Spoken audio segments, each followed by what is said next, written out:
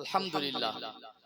যে সমস্ত ভাইরা আশেপাশে ঘোরাঘুরি করছেন, বাড়িতে আছেন, রাস্তায় আছেন, সময় নষ্ট না করে স্বল্প সময় পবিত্র মজলিসে চলে আসেন।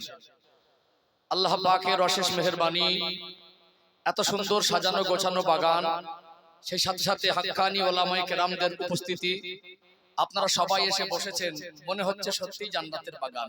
আল্লাহ রাব্বুল আলামিন এই পবিত্র নূরানী মজলিসকে, এই জান্নাতের বাগানকে কবুল করেন, বলেন আল্লাহুম্মা আমিন। অনেক কষ্ট করে বসে আছেন, অনেক টাকা খরচা হয়েছে, এর পিছনে বহু মানুষের কষ্ট মেহনত আছে। আমি অনেক দূর থেকে এসেছি। সব থেকে বড় কথা, সময় কারোর জন্য অপেক্ষা করে না, সময় সময়ের পথে চলতে থাকে। মাহফিল সমাপ্ত হয়ে যাবে।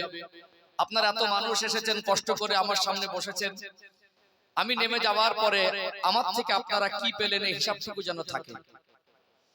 আমি জানি মানুষের জীবনের সময়ের মূল্য অনেক বেশি। এক টুকরা বরফের ঢেলাকে উন্মুক্ত খোলা বাতাসে রাখলে সময় যত অতিবাহিত হয়, ওই বরফের ঢেলাটা আস্তে আস্তে ছোট হয়ে যায়। নিঃশ্বাস টেনে ছেড়ে দিচ্ছি, আমাদের হায়াত কমে যাচ্ছে। অতএব এই সময়টুকু আমার কাছে আমানত। আমি চেষ্টা করব ইখলাসের নিয়তে এমন কিছু শরীয়তের কথা, কোরআনের কথা, হাদিসের কথা, ঈমান আমলের কথা তুলে ধরার, যাতে আমরা সবাই উপকৃত হতে পারি, আল্লাহ পাককে সন্তুষ্ট করতে পারি। সে তৌফিক আল্লাহ পাক দান করেন, বলেন আল্লাহুম্মা আমিন। আপনারা আমার জন্য দোয়া করেন, আল্লাহ পাক আমাকে ইখলাসের নিয়তে শরীয়তের মাপকাঠিতে সংক্ষিপ্ত কিছু আলোচনা করার তৌফিক দান করেন, বলেন আল্লাহুম্মা আমিন। আউযু বিল্লাহি মিনাশ শাইতানির রাজীম। বিসমিল্লাহির রহমানির রহিম।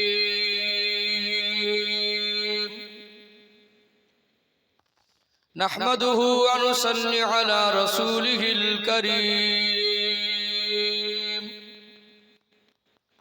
আম্মা বা'দু ফায়া আইয়ুহাল হাদিরুনা রাহিমাকুমুল্লাহ।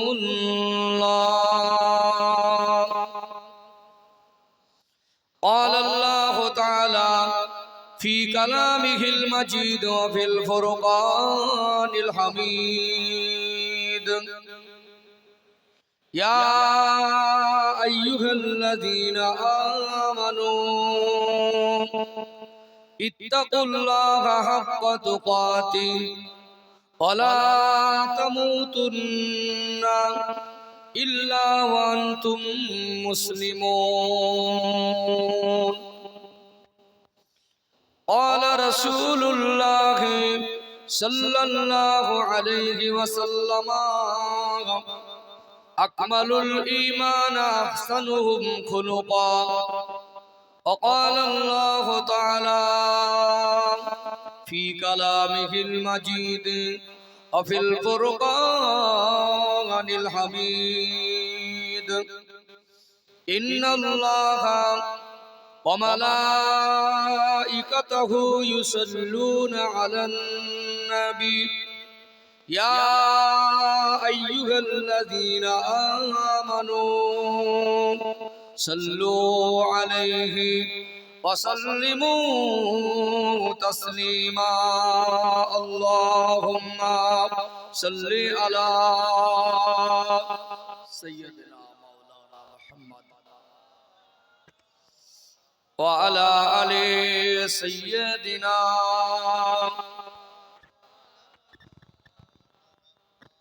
गुलामे मोहम्मद हूँ, क्या डर है मुझको,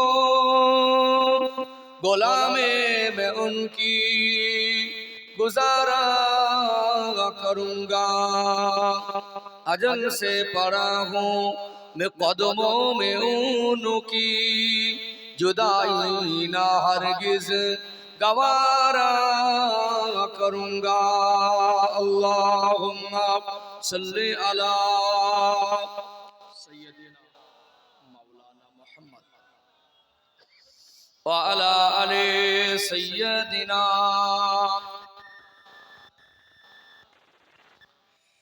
ला मक़सूदा इल्लल्लाह, ला मौजूदा इल्लल्लाह, ला मक़सूदा इल्लल्लाह, ला मौजूदा इल्लल्लाह, লা মাতলুবা ইল্লাল্লাহ, লা মাহবুবা ইল্লাল্লাহ, বলো লা ইলাহা ইল্লাল্লাহ, লা ইলাহা ইল্লাল্লাহ, লা ইলাহা ইল্লাল্লাহ, মুহাম্মাদুর রাসূলুল্লাহ। সকলে বলুন সাল্লাল্লাহু আলাইহি ওয়াসাল্লাম। সম্মানিত উপস্থিতি, প্যারা হাজিরানে মজলিস, উপস্থিত অধ্যকার মাহফিলের সঞ্চালক তথা সম্মানিত সভাপতি সাহেব, মুআজ্জাজ মুহতারাম উলামায়ে কেরাম, হুফাজে কেরাম, হুজ্জাজে কেরাম, সম্মুখ উপবিষ্ট বয়োজ্যেষ্ঠ দিনদার পরহেজগার আল্লাহওয়ালা মুরব্বী বাপজানেরা, আমার সমবয়স্ক বৈকনিষ্ঠ স্নেহের ভাইয়েরা, পর্দার অন্তরালে অবস্থানরতা, পর্দানাসীনা শিক্ষিতা ধার্মিকা, সম্মানিতা মমতাময়ী আমার মায়েরা বোনেরা, সকলকে জানাই শ্রেণী বিশেষে শ্রদ্ধা, প্রাণ উজাড় করা, হৃদয় নিংড়ানো আন্তরিক শুভেচ্ছা ভালোবাসা। সকলে সমবেত হয়ে সর্বপ্রথম মহান রব্বুল আলামিন আল্লাহ পাকের শাহী দরবারে শুকরিয়া জ্ঞাপন করি যে আল্লাহ পাক এই ঠান্ডাকে উপেক্ষা করে আরামের বিছানা থেকে আলাদা করে এই পবিত্র মজলিসে দ্বীন শরিয়াতের জ্ঞান অন্বেষণের উদ্দেশ্যে হাজির হওয়ার মতো তৌফিক এনায়েত করেছেন। আল্লাহ পাকের শাহী দরবারে শুকরিয়া আদায়ের জন্য কৃতজ্ঞতা প্রকাশে অন্তরের অন্তরস্থল থেকে সম্মিলিত কণ্ঠে প্রাণ ভরে বলেন আলহামদুলিল্লাহ। আল্লাহ পাকের প্রশংসার পর অসংখ্য দরুদ ও সালাম প্রেরণ করি। দরুদ সালামের ঝর্ণাধারা বর্ষিত হোক মসজিদে নববী শরীফে সবুজ গম্বুজের নিচে রাসূল পাকের রওজায়ে আতহারে ভক্তির সঙ্গে বলুন সাল্লাল্লাহু আলাইহি ওয়াসাল্লাম। সম্মানিত উপস্থিতি, দীর্ঘক্ষণ ধরে অত্যন্ত ধৈর্য সবরের সঙ্গে দ্বীন শরিয়াতের কিছু কথা শ্রবণ করলেন। আমি একদম মেপে কথা বলা মানুষ, যতক্ষণ কথা বলবো বাস্তবের সঙ্গে প্লাস্টিকে কথা বলবো, মেপে মেপে কথা বলবো, হক আদায় করার চেষ্টা করব। আলোচনা শুরু করার আগে আপনাদের কাছে আমার দুটি কথা। প্রথমত, এখানে আমি বসেছি, আমার গাড়ি একটা ভীষণ বড় বোঝা। আমি আসার পরে আপনারা আমাকে অনেক মেহমানদারি আদর যত্ন করলেন। আমি যাবার সময় আপনারা আমাকে হাদিয়া তুলে দেবেন। সব থেকে বড় কথা, এমনও মানুষ এই মাহফিলে পয়সা দিয়েছেন, তার কাছে চাঁদা চাওয়ার সাথে সাথে 150 টাকা বার করে দিয়েছে না দেয়? অনেক কষ্টের সঙ্গে টাকাটা রোজগার করেছে, সে নিজে ফল খাওয়ার চিন্তা করেনি, এই টাকা দিয়ে ফল খাবে, ওই টাকাটা দিয়ে আমাদেরকে ফলের নাস্তা করিয়েছেন না করেন? সব থেকে বড় কথা, এই মাহফিলের পিছনে আমাদের ভাইয়েরা, গ্রামবাসীরা সবাই খাটাখাটনি করেছে, সহযোগিতা করেছে। এই মাহফিল থেকে আমি যদি আল্লাহকে সন্তুষ্ট করার জন্য কিছু দিতে পারি, আপনারা যদি কিছু নিতে পারেন, তবেই কিন্তু সত্য কথা হবে। অতএব যখন নেওয়ার ব্যাপার, একটু চোখে চোখে সম্পর্ক, মুখে মুখে সম্পর্ক দরকার। আপনারা আমাকে এখানে বসিয়েছেন, আমি এখানে বসেছি বক্তব্য রাখতে, আমি পাগলা নয়। আর আপনারা যারা আমার সামনে বসে আছেন, আপনারা বোবা নয়। পাগলা উদ্দেশ্যহীন ভাবে কথাবার্তা বলে, তার কথা কে শুনলো আর কে শুনলো না, কে বুঝলো আর কে বুঝলো না, তার কোনো হিসাব থাকে না। আর বোবা কিছু বলতে চাইলে বলতেও পারে না। অতএব আমি যখন পৌঁছে দেবো, আপনি যখন দিন গ্রহণ করবেন, এখানে একটু চোখে চোখে সম্পর্ক হলে ভালো হয়। আপনারা যদি খুব মন মরা করে আমার সামনে মন খারাপ করে, একদম মনে হবে মনে খুব দুঃখ কষ্ট বেদনা, চুপচাপ বসে থাকেন, আমার কি দিতে ভালো লাগবে? একটু হাসি মুখে চোখে চোখে সম্পর্ক হলে একটু ভালো লাগবে, লাগবে কি লাগবে না? অতএব আমি মন থেকে আপন মনে করে কথা বলবো, আপন মনে করে শুনবেন ইনশাআল্লাহ। দ্বিতীয় কথা, আমি চেষ্টা করবো হক আদায় করা, যেন আমার মাহফিলে যত মানুষ এখানে বসেছেন প্রত্যেকটা মানুষের জন্য মনে হয় আজকে মাহফিল থেকে কিছু শিখতে পেরেছি। এবং শেখাটা শুধু উদ্দেশ্য নয়, উদ্দেশ্য কিছু আমল করা। আমরা যতটুকু শরিয়াতের সঠিক জ্ঞান অর্জন করব, আল্লাহ পাক যেন আমাদের সবাইকে শরিয়াতের সঠিক পথের উপরে আমল করার তৌফিক দান করেন, বলেন আল্লাহুম্মা আমিন। আমি 24 পরগনার মানুষ, আপনারা মুর্শিদাবাদ জেলার মানুষ। মুর্শিদাবাদ জেলার মানুষ আমাকে যে পরিমাণে ভালোবাসে তার ঋণ শোধ করতে পারি না। অনেক মানুষ আমাকে বলে আপনার কি বাড়ি মুর্শিদাবাদে? তবে আঞ্চলিক ভাষার একটা টান আছে, আমার কথাগুলো একটু অ্যাডজাস্টিং করে নেবেন ইনশাআল্লাহ। বুঝতে পারছেন তো? একটু রেসপন্স দেন। খিদে লেগেছে নাকি? ঘুম লেগেছে নাকি? ছেড়ে চলে যাবেন? আমি তো খুব নগণ্য ছোট মানুষ, আমার ভিতরে সেই জ্ঞান নেই, কিন্তু আমার থেকে অনেক বড় বড় সেই রকম মানে আলা দরজার আলেম রেসে অপেক্ষা করছেন, হযরত রেসে অপেক্ষা করছেন, আল্লাহ ওয়ালা রেসে অপেক্ষা করছেন। আপনাদের খেদমতে আরো গুরুত্বপূর্ণ আলোচনা রাখবেন, এর মধ্যেই তো ধৈর্য হারা হলে হবে না। কথা কি বুঝতে পারছেন? হ্যাঁ, উদ্দেশ্য হবে কিছু বোঝাবো, উদ্দেশ্য হবে কিছু বুঝে নেবো, উদ্দেশ্য হবে আল্লাহকে সন্তুষ্ট করবো ইনশাআল্লাহ। আল্লাহ। সম্মানিত উপস্থিতি, বাস্তবকে সামনে রেখে যুগোপযোগী কিছু কথা বলার আশা রেখে আল্লাহ পাকের পবিত্র কালাম কোরআনুল কারীম থেকে ছোট্ট একটি আয়াতে কারিমা তেলাওয়াত করেছি। তার সাথে সাথে নবী পাকের সোনার জবানে বর্ণিত অগণিত হাদিস থেকে ছোট্ট একটি হাদিসের টুকরা পেশ করেছি। সংক্ষিপ্ত আলোচনার আশা রাখছি, বাকিটা আল্লাহ পাকের মর্জি। ওমা তৌফিকি ইল্লা বিল্লাহ। যে আয়াতে কারিমা তেলাওয়াত করেছি কোরআনুল কারীমের 4 নম্বর পারা 2 নম্বর পৃষ্ঠা সূরা আল ইমরানের 102 নম্বর আয়াত। আল্লাহ পাক আমাকে আপনাকে উদ্দেশ্য করে বলছেন, ইয়া আইয়ুহাল্লাযীনা আমানু, হে বিশ্বাসী বান্দা বান্দিরা অর্থাৎ মুসলমানেরা, ইত্তাকুল্লাহ হাক্কা তুকাতি, আমি আল্লাহর ভয়কে তোমাদের অন্তরে যথেষ্ট পরিমাণে জায়গা দাও, যার অর্থ ভয় করার মতো ভয়। ওয়ালা তামুতুন্না ইল্লা ওয়া আনতুম মুসলিমুন, মরতে যদি হয় পরিপূর্ণ মুসলমান না হয়ে মৃত্যুবরণ করো না। আয়াত আপনারা একাধিকবার শুনেছেন, আমার ব্যাখ্যা বিশ্লেষণ একটু সূক্ষ্ম হবে। প্রথমত আল্লাহর ভয় করতে বলেছেন, দ্বিতীয়ত পরিপূর্ণ মুসলমান হয়ে মৃত্যুবরণ করতে বলেছেন। এখন পরিপূর্ণ মুসলমান হতে হবে, এটাই হলো মূল কথা। কথা ঠিক না ঠিক? সম্মানিত উপস্থিতি, আমরা সবাই মানুষ, পৃথিবীর কোন মানুষের ক্ষমতা নেই মৌতকে অস্বীকার করে দেবে। মরণ একদিন হবে কি হবে না। রাজা হোক, বাদশাহ হোক, নেতা হোক, মন্ত্রী হোক, হুজুর হোক, হাজী হোক, রাষ্ট্রপতি হন, ইমাম হন, মুয়াজ্জিন হন, ধনী হন, গরীব হন, সবাইকে চলে যেতে হবে। অতএব আল্লাহ কত ভালোবাসেন, আমাকে আপনাকে কেন পরিপূর্ণ মুসলমান হতে বলেছেন? পরিপূর্ণ মুসলমান হতে গেলে আল্লাহর বিধানগুলো আমাদের জিন্দেগিতে বাস্তবায়ন করতে হবে। যেটা আদেশ ওটা মানতে হবে, যেটা নিষেধ ওটাও মানতে হবে, হারাম হালালের উপর জীবন তৈরি করতে হবে। কথা ঠিক না ঠিক? এখন সবথেকে বড় কথা যেটা আমাদের বর্তমান সময়ে আমাদের ভিতরে কিন্তু হিংসার পরিমাণ বেশি। কি বেশি? হিংসার পরিমাণে। ইসলামের একটা নাম হলো শান্তি, কিন্তু শান্তির ধর্ম অবলম্বী হয়ে জীবনে যদি শান্তি না পাই, ঘরের মধ্যে যদি শান্তি না থাকে, গ্রামে যদি শান্তি না থাকে, প্রতিবেশীর সঙ্গে যদি শান্তি না থাকে, দেশের মধ্যে শান্তি না থাকে, তাহলে বুঝতে হবে আমরা প্রকৃত ইসলামের অনুসারী হতে পারিনি। একটা মানুষের দুরকম চরিত্র, একটা বাইরের চরিত্র, একটা ভিতরের চরিত্র। মানুষের কাছে অভিনয় করে ভালো সেজে থাকা যায়, ভিতরের রূপটা যদি ভয়ঙ্কর হয় আল্লাহর কাছে ভালো হওয়া যায় না। ভূমিকা খুব লম্বা নেব না। এখন বাংলার পরিবেশ সুর টান শুরু না করলে বলে হুজুর ওয়াজ শুরু করি। সুর টানটা ওয়াজ নটা সৌন্দর্য, উদ্দেশ্য হলো শরীয়তের কথা বোঝা এবং বোঝানো। কথা কি বুঝতে পারছেন? তারপরেও আমাদের পরিবেশ সবটা দেখতে হয়। হুজুর মানুষ সুর টানও না দিলে কিছু মানুষের মনও ভরবে না। সব দিকটা বজায় থাকবে ইনশাআল্লাহ।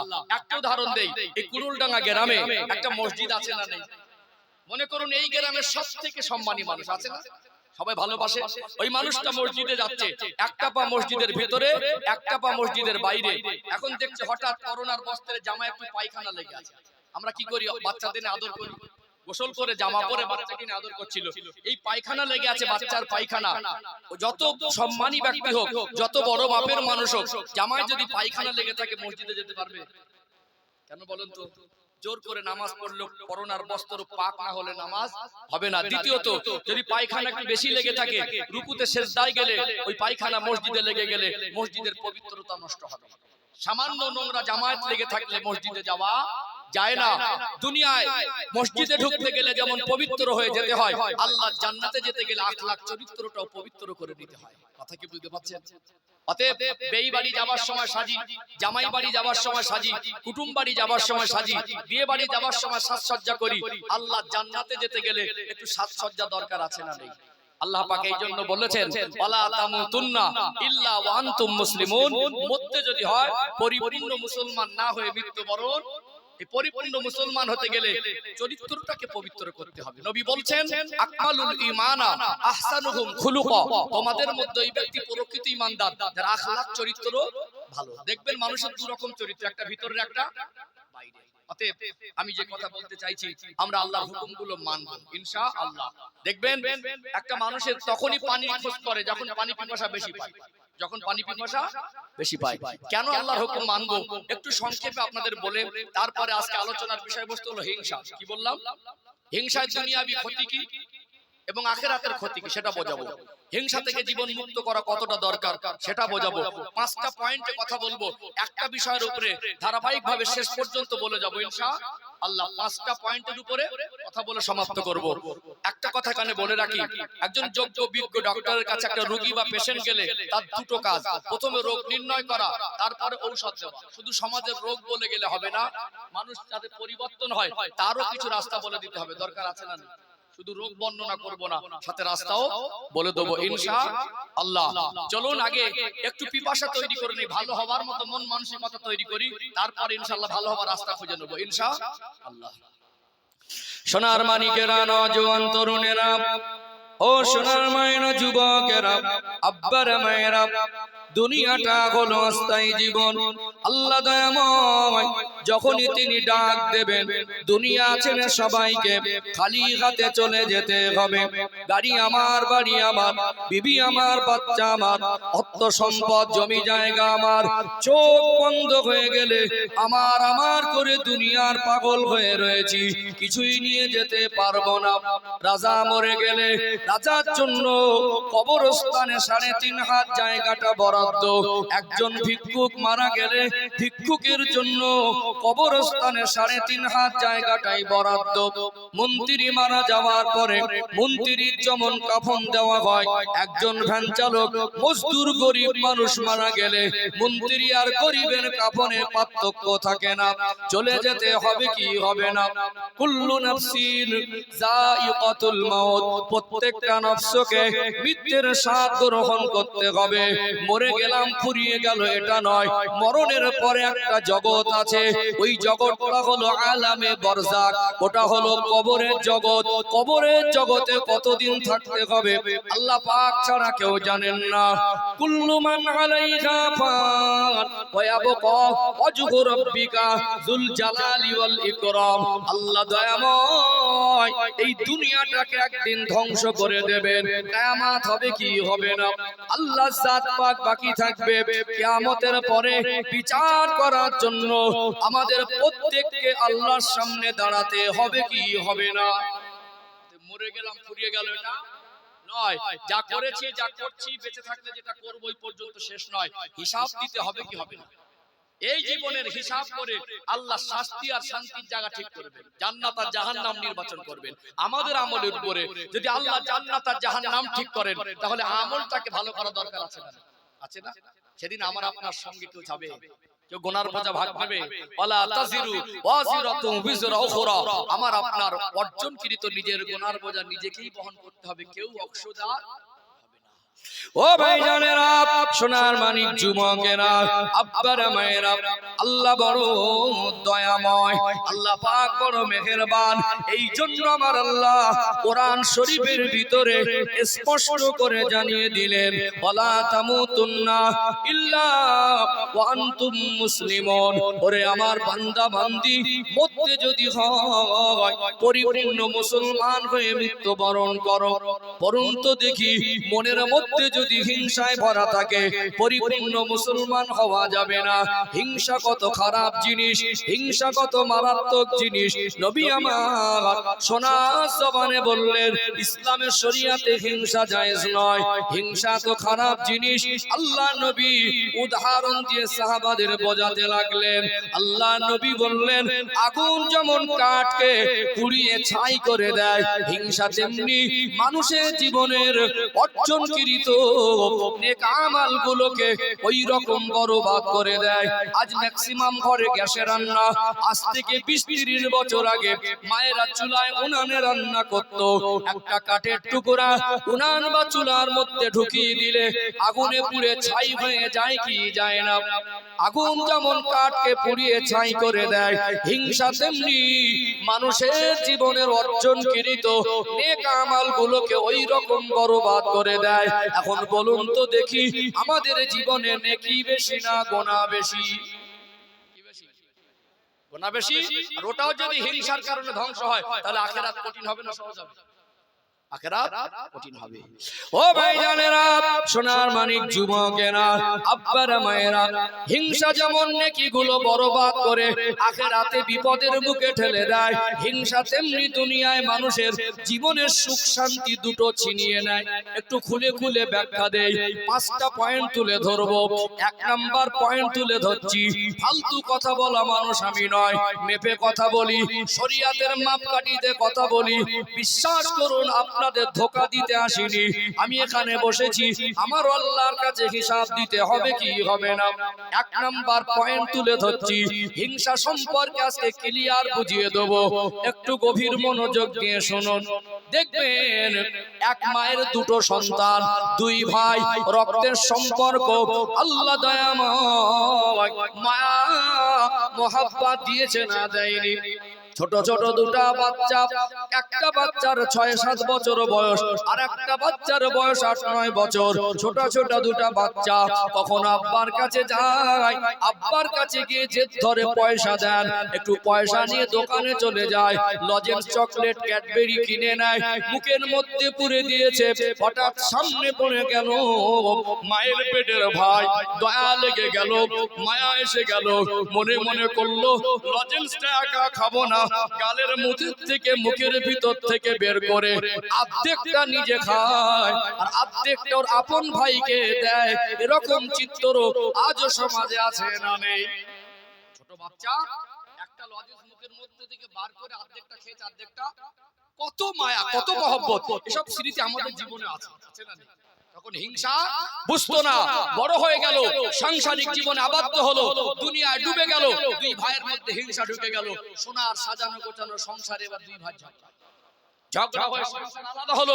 আলাদা হওয়ার পরে শান্ত হলো না, ঘরের বারান্দায় পার্টিশন হয়েছে না হয়নি? হয়েছে না হয়নি? ওটা কিসের পার্টিশন? ইটের পার্টিশন না, বেড়ার পার্টিশন না, টিনের বাঁশের পার্টিশন নয়। ভালো করে যদি হিসাব করে দেখেন, ওটা হলো হিংসার ফল, ওটা হিংসার পার্টিশন। কথা ঠিক না বেঠিক? কথাগুলো অঙ্কে অঙ্কে মেলা।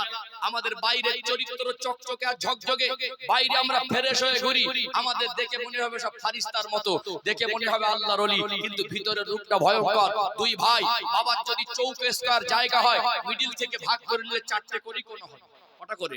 কিন্তু জায়গা ভাগ করতে গিয়ে 7টা কোণ, 6টা কোণ, 8টা কোণ হয়েছে না হয়নি? জায়গা ভাগ করবে, একটা নারকেল গাছের চারা, এক ভাই বলছে আমি লাগিয়েছিলাম, ঘোরাও। আমিন যখন ঘুরিয়ে দিল, একটা ক্রস কোণা হয়ে গেল। ওখানে পরের মাথায় গিয়ে ভাই বলছে, ও যখন একটা গাছ ছাড়িনি, আমি ছাড়বো কেন? এই গাছটা আমি লাগিয়েছিলাম। আমিনকে বলছে এখানে কোণা ঘোরাও। অনেক জায়গায় ভিটে বাড়ি দেখবেন সোজাসুজি ভাগ করা সম্ভব ছিল, তারপরে গাছ, ফলের গাছ গাছালিকে নিয়ে ভাই ভাইয়ের মধ্যে হিংসা, আমি ওকে ছাড়বো না, ও আমাকে ছাড়বে না, জায়গাটা একটু বেঁকিয়ে বেঁকিয়ে কোণা কোণা হয়েছে না হয়নি? হিংসার পাওয়ার, হিংসা কত খতরনাক! একটা সোজা জায়গাকেও বেঁকিয়ে বেঁকিয়ে 7-8টা কোণা তৈরি করে দেয়। কথা বাস্তব না অবাস্তব? সম্মানিত ভাইরা, প্রথম হয় 2 ভাই, আপন ভাই, এদের ছেলেরা হয় চাচাতো ভাই। কি হয়? এদের ছেলেরা হয় চাচাতো ভাই। এখন যদি 3 ফুট করে 6 ফুট ছেড়ে দিত রাস্তা পর্যন্ত, একটা রাস্তা বেরিয়ে যেত। ওই 2.5 ফুট 3 ফুটের মাথায় পাঁচিল। এও ভালো করে বার হতে পারে না, ও ভালো করে। হিংসা মানুষের জীবনের সুখ শান্তি দুটো ছিনিয়ে নেয়। হিংসা ঘরের মধ্যে পার্টিশন তৈরি করে দেয়। হিংসা সোজা জায়গাকে বেঁকিয়ে দেয়। হিংসা রাস্তাটাকে ব্লক করে দেয়। হিংসা কত খতরনাক জিনিস! আল্লাহর নবী 63 বছরের জীবনে তিনি কোনোদিন কারোর উপরে হিংসা করেননি। আমরা যে মুসলমান, আমরা ইসলাম ধর্মাবলম্বী, আমরা ইসলামের অনুসারী, ইসলামের একটা অর্থই শান্তি, কিন্তু আমাদের জীবনে অশান্তির কিছু চিত্র আমরা দেখি, এর ভিতরে হিংসা একটা মূল কারণ। কথা কি বুঝতে পারছেন? কিন্তু আমাদের ভাইয়েরা, ছেলেরা, এরা হিংসা ভিতরে ভিতরে, ঘরের খবর একরকম, বাইরে যখন করে বোঝা যায় না। শ্বশুর বাড়ি যায়, ভালো করে চুলদাড়ি সেভ করে, ভালো তুলে রাখা জামা কাপড় পরে, শ্বশুর বাড়িকে খুব নম্র ভদ্র আচরণ করে। শ্বশুর বাড়ি এলাকার লোক মনে করে জামাইটা খাঁটি সোনা। শাশুড়ির কাছে গিয়ে বলে আম্মাজি ভালো আছেন। শাশুড়ির এই আম্মাজি বলার স্টাইল দেখে পাশে আর একটা চাচিমা জিজ্ঞেস করে, তোমার জামাই তো না মনে হয় খাঁটি সোনা, এত নম্র ভদ্র, এত মিষ্টি কথা বলে। ওটার বাইরের চরিত্র, ভিতরের চরিত্র ওর জন্য পার্টিশন হয়েছে। ওর ভিতরের চরিত্র ও পাঁচিল তুলে রাস্তা ব্লক করেছে। ওর ভিতরের চরিত্র ও একটা জায়গা ভাগ করতে গিয়ে 7টা কোণা করেছে। তাহলে 2 রকম চরিত্র হলো কি হলো না? এক নাম্বার বুঝতে পেরেছেন? একটা বুঝতে আর একটা যাবো, তা না হলে যাবো না। ধোকা দেওয়া কাজ না। স্টেজে বসেছি, মানুষ কষ্ট করে বসেছে, আপনাদের জীবনের সময়টুকু আমি ফিরিয়ে দিতে পারবো না। অন্তত আমানতের খেয়ানত যেন না হয়, কিছু যেন শরীয়ত সম্পর্কে বুঝতে পারি। আমি একটু সময় দেন, একটু ধৈর্য ধারণ করেন, আমরা আল্লাহর জন্য একটু সময় দেবো। দোয়া দরকার আছে না? আছে না? যেখানে আল্লাহর ভালোবাসা সামনে হয়, যেখানে নবীর ভালোবাসা অর্জন হয়, যেখানে আল্লাহকে সন্তুষ্ট করার পজিশন পেয়ে যায়, সেখানে আমাদের মনের মধ্যে একটা তৃপ্তি থাকে। থাকে কি থাকে না? এই যতগুলো মানুষ বসেছেন, বলুন কেউ জোর করে বসেছে আপনাকে? যদি কেউ চলে যান, কাউকে জোর করে ধরে রাখা যাবে? অতএব আপনারা বসেছেন আমার জন্য নয়। আমি তো আপনাদের গ্রামে কুড়োলডাঙ্গায় ফার্স্ট টাইম, প্রতি বছরই জলসা হয়, প্রতি বছরই কিছু মানুষ জলসা শোনে। অতএব আমার জন্য নয়, বসে আছেন আল্লাহকে রসুলকে ভালোবেসে। বসে আছেন কিসে? চটে। কিসে বসে আছেন? বেই বাড়ি গেলেন, যদি ঘরে না উঠে বসতে দিয়ে চটে বসতে দেয়, বসবেন? রেগে গিয়ে বলবে যে এরকম কুটুম বাড়ি দরকার নেই। বেইটা তো মানুষ না, কিন্তু আপনারা সেই মানুষগুলো চটে বসেছেন, কারোর মনে কষ্ট হয়নি। সম্মানিত ভাইরা, একটু ধৈর্য ধারণ করে শোনার চেষ্টা করেন। আমি একটু আগে বাড়ি আস্তে আস্তে। এক নম্বর বোঝা গেল, দু নম্বরে যাই ইনশাআল্লাহ। একটু তাকবীর দেন তো, নারী তাকবীর। শয়তান আমাদের বন্ধু না দোস্ত? খুব চালাক। মুর্শিদাবাদ জেলার মানুষ খুব চালাক। শয়তান আমাদের বন্ধু না দোস্ত? শয়তান খুব চেষ্টা করবে যে এখান থেকে ভাগিয়ে নিয়ে গিয়ে ঘরে ঘুম পাড়ানো যায়, এখান থেকে উঠিয়ে নিয়ে গিয়ে মানুষকে মানে ময়দান খালি করে দেওয়া যায়। শয়তানের চেষ্টা একদিকে, আর ইমানদারের চেষ্টা আর একদিকে। ইমানদার শয়তানের কাছে হারে না। হেরে যাবো নাকি? হেরে যাবো নাকি? ইনশাআল্লাহ জিতবো। বলেন ইনশাআল্লাহ। হারবো না জিতবো? তাহলে জিততে গেলে থাকতে হবে না যেতে হবে? ইনশাআল্লাহ। ও ভাইজানেরা, মুর্শিদাবাদ জেলার সোনার মানিক যুবকেরা, আব্বারা মায়েরা, আবারও মনে করিয়ে দেই, আল্লাহ দয়াময় এই জন্য কোরআন শরীফে বললেন, ওয়ালা তামুতুন্না ইল্লা ওয়া আনতুম মুসলিমুন। ওরে আমার বান্দা বান্দি, মরতে যদি হয় পরিপূর্ণ মুসলমান না হয়ে মৃত্যুবরণ করো না। পরিপূর্ণ মুসলমান হতে গেলে হিংসা ত্যাগ করা দরকার আছে না নেই? এক নাম্বার পয়েন্ট বলেছি। সেকেন্ড নাম্বার পয়েন্ট, গভীর মনোযোগ দিয়ে শুনুন। পর্দার অন্তরালে আমার অনেক সম্মানিতা মায়ের এসেছেন, আমি মায়েদের দৃষ্টি আকর্ষণ করছি। দেখবেন একটা ছেলে বড় হলো, বিবাহের পর্যাপ্ত বয়স হলো, ওই ছেলেটাকে বিবাহ দিলেন, ঘরে একটা বৌমা আসলো। শাশুড়ি অসুস্থ থাকার কারণে সংসারের যাবতীয় কাজ ওই বড় বৌমা একা সামলায়। বড় বৌমা একা সংসারের কাজগুলো করে। 2-3 বছর পরে আর একটা ছেলেকে বিবাহ দিল। বৌমা হলো দুটা, একা সব কাজ করত। বৌমা যদি দুটা হয়ে যায়, সংসারের কাজের চাপ কমবে না বাড়বে? কাজের চাপ কমে যাবে। তারপরে দুই জায়ের মধ্যে হিংসা ঢুকে যায়। যে বাড়িতে ঝগড়া ছিল না, যে বাড়িতে ঝামেলা ছিল না, মারামারি ছিল না, অশান্তি ছিল না, দুই জায়গা থেকে দুটো মেয়ে ওই বাড়িতে বৌমা হয়ে আসার পরে ওই বাড়ির মধ্যে দুটা বৌমার মধ্যে এত খতরনাক হিংসা, হিংসার ফলে মারামারি। বাবা মা দেখছে সংসারে 3বার 2বার করে দিনে ঝগড়া হয়, ভাই ভাই রোকারোকি করে। গার্জেন পক্ষ বাধ্য হয়ে দুটা ছেলেকে সংসার থেকে আলাদা করে দেয় কি দেয় না? কিছু কিছু চাচি আর ভাবি আছে, কেউটে সাবের থেকে 20 বেশি। বাইরে ঘোরাফেরা করে সাজসজ্জা করে বোঝা যাবে না, কিন্তু ভিতরের রূপটা ভয়ঙ্কর। সোনা সংসারগুলো টুকরো টুকরো করে দেয়। হিংসা এমন খতরনাক জিনিস, সোনা সংসারগুলো দুটো তিনটে টুকরো করে দেয়। তাহলে আজকে বলুন, আমরা দুটো তিনটে ছেলের বৌমা কিনে চলতে পারছি না। আগের দিনে 4টে 5টা 6টা করে বৌমা, বড় বড় হাড়িতে রান্না হতো। খড়ের ঘর ছিল, মাটি মানে বেজেতে কি ছিল? কিছু ছিল, শুধু মাটি। এরকম ইট বিছানো ছিল না, প্লাস্টার করা ছিল না, ঘরে পাকা ছিল, দেয়াল ছিল না, এসি ছিল না, কুলার ছিল না, ঘরের ভিতরে টাইলস মার্বেল ছিল না। ওই পুরো ঘরের মধ্যে শান্তি ছিল, মিল মোহব্বত ছিল। আজ ঘরগুলো খুব চকচকে ঝকঝকে করেছি, ঘরের ডিজাইন নকশা দেখে দূরের থেকে মনে হবে একেবারে জান্নাতখানা, কিন্তু ভিতরে কিন্তু শান্তি। ভিতরে শান্তি। আমরা ইসলামের অনুসারী প্রকৃত পক্ষে না হওয়ার কারণে, আল্লাহ দেখিয়ে দেওয়া রাস্তায় না চলার কারণে, ইসলামের বিধানকে, ইসলামিক জীবন ব্যবস্থাকে এড়িয়ে যাওয়ার কারণে, আল্লাহর বিধানকে সীমা লঙ্ঘন করার কারণে আমাদের ঘর সুন্দর হলেও, ঘর অনেক টাকা দিয়ে বানালেও আমাদের ভিতরের চরিত্রের পরিবর্তন না করতে পারিনি বলে আজ আমাদের ঘরের মধ্যেও শান্তি নেই। কিন্তু আমাদের এখন বৌমায়ের আপডেট হয়েছে, স্বামী এনে দিলে পছন্দ, স্বামী এনে দিলে পছন্দ করো সব বৌমারা?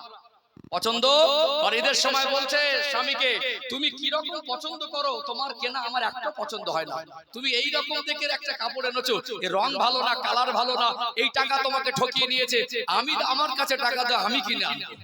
গেল সাজসজ্জা করে মার্কেটিং করতে, ঈদের আগে মানে ঈদের বাজার মানে ভিড় বেশি, দোকানদারের সঙ্গে স্টাইল মেরে কথা বলছে, দোকানদারের সঙ্গে খুব নম্র ভদ্রতার সঙ্গে কথা বলছে, ইংরেজি বাংলা পাইল করে মিক্সড করে বলছে।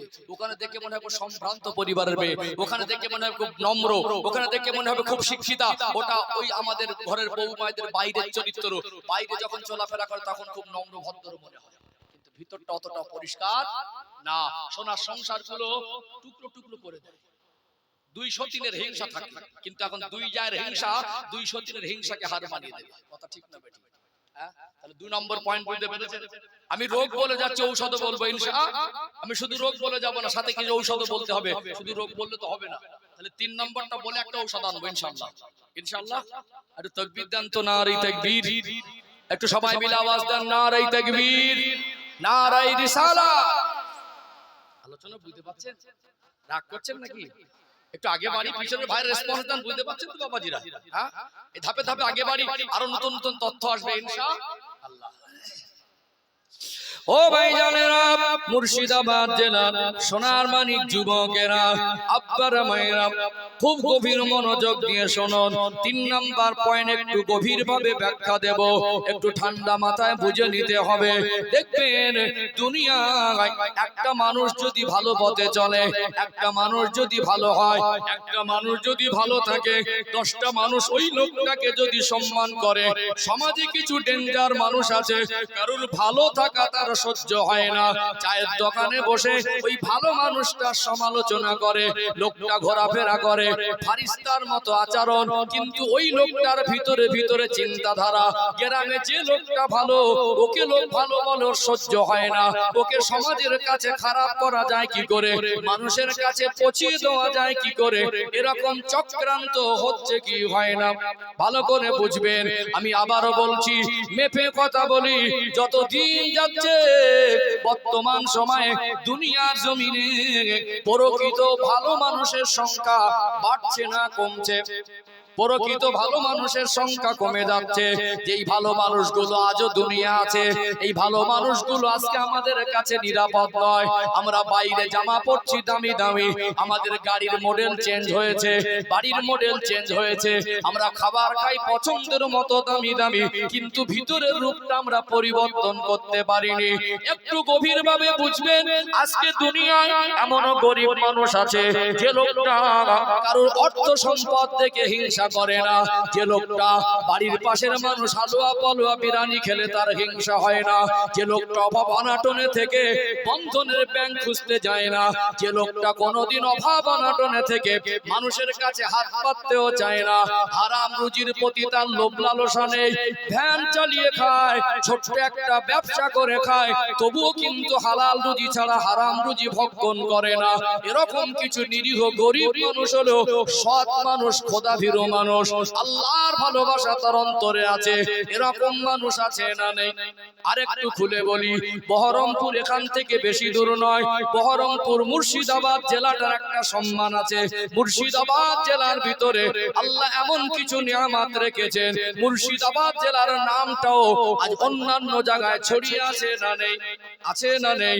ও ভাইরা বাবাজিরা, মনে করুন বহরমপুর রেল স্টেশনের কাছে একজন গরিব মানুষ, একজন দিনদার মানুষ ভ্যান চালিয়ে খায়, সকালবেলা খালি পেটে বেরিয়ে গেল, মনে মনে করলেন যদি বেলা 10টার মধ্যে কিছু রোজগার হয়, একটু রুটি লুচি কিনে খাবো, 1 টাকাও রোজগার হলো না, বেলা 11টা বেজে গেল, একটা প্যাসেঞ্জার উঠলো, ভ্যান থেকে নেমে চলে যাচ্ছে, একটা ব্যাগ ছেড়ে যাচ্ছে, চেনটা টেনে দেখলো 2 লক্ষ টাকার বেশি হবে। ওই লোকটা যদি মনে করতো ওই টাকাটা নিয়ে লুকিয়ে পড়লে ওই মানুষটাকে খুঁজে পেত না, 2 লাখ টাকা হোক আর 10 লাখ টাকা হোক, হাতে পেয়ে ফিরিয়ে দেয়, এরকম কিছু ভালো মানুষ আজও দুনিয়াতে আছে না নেই? আছে না নেই? লোকটা দেনদার, লোকটার ঘরটা জীর্ণ শীর্ণ, লোকটা রোগগ্রস্ত, লোকটা অসুস্থ, যার চিকিৎসার দরকার, চিকিৎসার জন্য টাকা দরকার, ঘর মেরামতের জন্য টাকা দরকার, ঋণ পরিশোধের জন্য টাকা দরকার, তারপরে হাতে পেয়ে গ্রহণ করে না, এরকম মানুষ আছে না? আছে না? সম্মানিত ভাইরা, আমি ফালতু কথা বলছি না, আবার বলছি, একটু গভীর মনোযোগ দিয়ে শুনুন। এইরকম মানুষ আজও সমাজে খুঁজলে পাবেন, যে লোকটা হারাম জিনিস ভক্ষণ করে না। আজ ওই লোকটার সমাজে টাকা নেই বলে চারানা পয়সা দাম নেই, চারানা পয়সা দাম নেই।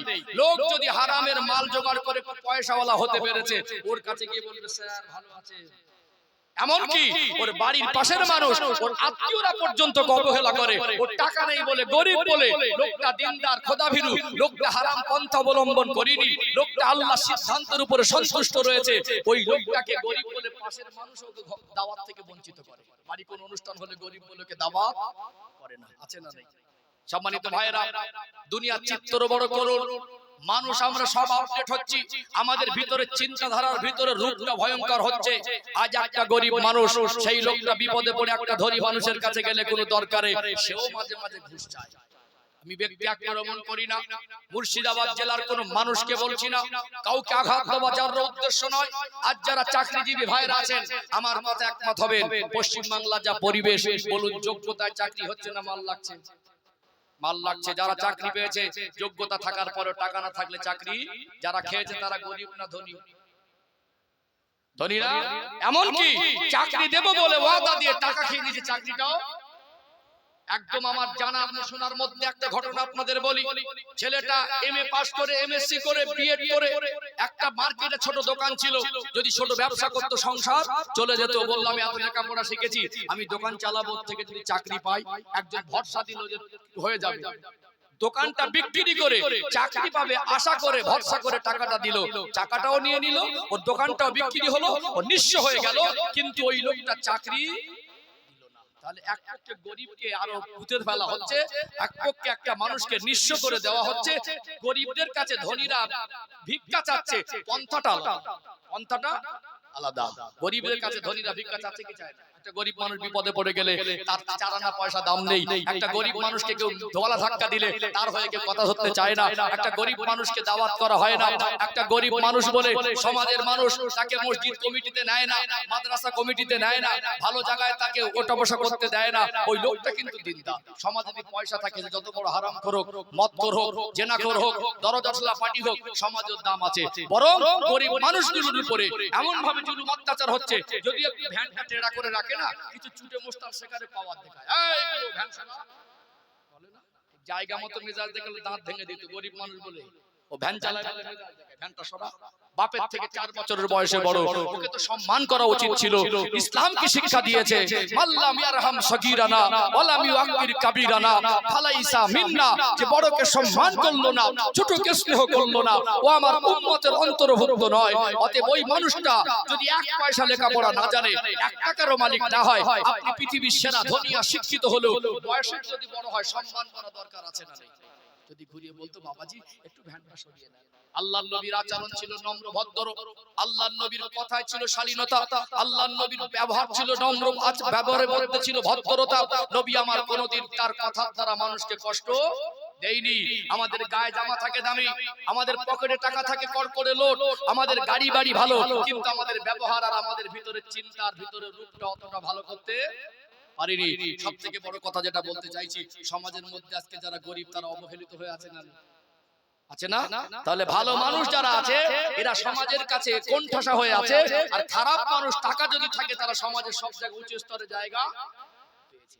ভালো মানুষদেরকে ভালো জায়গায় স্থান দেয় না।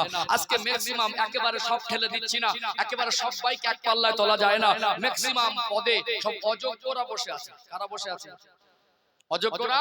মসজিদের কমিটি বেনামাজি, মসজিদের কমিটি সুদখোর, মসজিদের কমিটি ঘুষখোর হচ্ছে। কিন্তু একটা ভালো মানুষ, নামাজি পরেজগার মানুষ, ওর টাকা পয়সা নেই বলে, ক্ষমতা নেই বলে, ওর মানে টাকা পয়সার অর্থের বল নেই বলে সমাজের চালানোর পয়সা দাম নেই। কথা কি রাগ করছেন নাকি? বাস্তব বলছি না অবাস্তব বলছি? ও ভাইজানেরা, সোনার মানিক যুবকেরা, আব্বারা মায়েরা, 3 নম্বর পয়েন্ট তুলে ধরছি, আর একটু ব্যাখ্যা দেই। একটা ব্যাখ্যা দিচ্ছি। একদল মানুষ, গরিব মানুষ, সৎ মানুষ, এদেরকে কোণঠাসা করে রেখেছে। এদের উপরে বিভিন্ন ভাবে টর্চার হয়, মানসিক শারীরিক টর্চার হয়। এদেরকে দুনিয়া ভালো ভালো জায়গা থেকে বঞ্চিত করে। অতএব গরিব মানুষের ভালো মানুষ সহ্য করতে পারছে না। এরকম কিছু মানুষ আছে না নেই? আরেকটু ব্যাখ্যা দেই। দেখবেন কুড়ুলডাঙ্গা গ্রামের কোন ভাই বা কোন যুবক যদি একটু লেখাপড়া শিখেছে, একটা ব্যবসা করছে, একটু ভালো পথে চলছে, চাষবাস করছে, চাকরিজীবী হয়েছে, যদি উন্নতি করে, ধনী হতে চায়, টাকা পয়সা উপার্জন করে যদি সুখে শান্তিতে বসবাস করে, একটা মানুষ যদি সুখে থাকে, ওর হিংসা কুড়ুলডাঙ্গার মানুষই হিংসা করবে। ওর প্রতিবেশী ওর উপরে হিংসা করে কি করে না? আপনার শত্রু অনেক দূরের নয়, কুড়ুলডাঙ্গার মানুষ যদি সুখে থাকে, হিংসা করতে আপনার বেলডাঙ্গার মানুষ আসবে না। হিংসা যদি করে তো কুড়ুলডাঙ্গার মানুষ হিংসা করবে। প্রতিবেশীর উপরে হিংসা করে। এরকম কিছু মানুষ সমাজে আছে না নেই? কেন হিংসা করেন? দেখেন, হিংসার ভিতরে একটা মানুষ উন্নতির পথে দু শ্রেণীর মানুষ হিংসা করে। গরিব হিংসা করে আর ধনী হিংসা করে। একদল ধনী মনে করে আমি গ্রামের সব থেকে বড় লোক, সব থেকে আমি ধনী, ও আবার কেন ধনী হবে? আর একদল মানুষ মনে করে ও কেন সুখে থাকবে। দেখবেন হিংসা কত খতরনাক জিনিস। মানুষের ভালো সহ্য করে না। এটা হিংসা ছাড়া অন্য কিছু নয়। এই গ্রামে যদি 10টা ধনী মানুষ থাকে, চাকরিজীবী থাকে, ব্যবসায়ী থাকে, বলুন তো কুড়ুলডাঙ্গা গ্রামের মানুষের লাভ না ক্ষতি? লাভ আছে না? হিংসা করবেন না। আমার ভাই, আমার প্রতিবেশী, আমার গ্রামবাসী একজন ডক্টর হবে, একজন মাস্টার হবে, একজন আইপিএস হবে, একজন ডিএম হবে। আমার গ্রামের একজন ভাই, আমার গ্রামের একজন সন্তান, আমার একটা বন্ধু, আমার একটা প্রতিবেশী বড় ব্যবসায়ী হবে, বিজনেসম্যান হবে, বড় ভাবে উন্নতি করবে, সৎ পথে চলবে, হালাল রুজি উপার্জন করে কোটিপতি হলে কুড়ুলডাঙ্গার মানুষের ক্ষতি নয়, বরং লাভ। আল্লাহ যাদের অর্থ দিয়েছেন, আল্লাহ তাদের উপর একটু বোঝা দায়িত্ব বেশি চাপিয়ে দিয়েছেন। ইসলামিক জীবন ব্যবস্থা এত সুন্দর, ইসলামিক জীবন ব্যবস্থা তো মহান। ইসলামের শিক্ষা, তুমি অনেক টাকার মালিক, তুমি ভালো ভালো টাকার জামা পরবে, তুমি অনেক সম্পদের মালিক, তুমি তোমার স্ত্রীকে ভালো কাপড় কিনে দেবে, তুমি অনেক টাকার মালিক, তুমি তোমার বাচ্চাদের ভালো মন্দ খাওয়াবে, আর তোমার বাড়ির পাশের এতিম বাচ্চাটা কেঁদে কেঁদে দিন পার করবে। ইসলামের শিক্ষা দেয়নি। একটা এতিম বাচ্চা লেখাপড়া শিখতে গিয়ে বই কেনার পয়সা পাবে না, আর একজন পাশের বাড়ি ধনী মানুষের ছেলে ইংলিশ মিডিয়ামে পড়বে, এ শিক্ষা ইসলাম দেয়নি। যেমন আল্লাহ অর্থ দেয়, তাদের উপরে যাকাতের হুকুম দিয়েছে। গ্রামে যদি 30 জন ধনী থাকে, গ্রামে 4টে এতিম বাচ্চার লেখাপড়া শেখার অসুবিধা হবে না। গ্রামে যদি 10টা ধনী থাকে, 50টা লোক যদি ব্যবসায়ী থাকে, ওদের যাকাতের টাকায় একটা অসুস্থ মানুষের ঔষধ কেনার অসুবিধা হবে না। 4টে বেওয়া স্বামীহারা মার জামা কাপড় কেনার অসুবিধা হবে না। মনে রাখবেন, হিংসা করবেন না। হিংসা শরীয়ত ইসলামে জায়েজ নয়। আল্লাহ রাব্বুল আলামিন তিনি যদি মনে করতেন গোটা বিশ্বের প্রত্যেকটা মানুষকে crore crore million billion trillion ডলারের মালিক করে দিতে পারতেন না? আল্লাহর খাজানায় কি কম আছে নাকি? আল্লাহ যদি মনে করতেন আমাদের সবাইকে ধনী করে দিতে পারতেন না? সবাই যদি কোটিপতি হতো, বলুন তো দুনিয়ায় কি ভালোভাবে চলতো?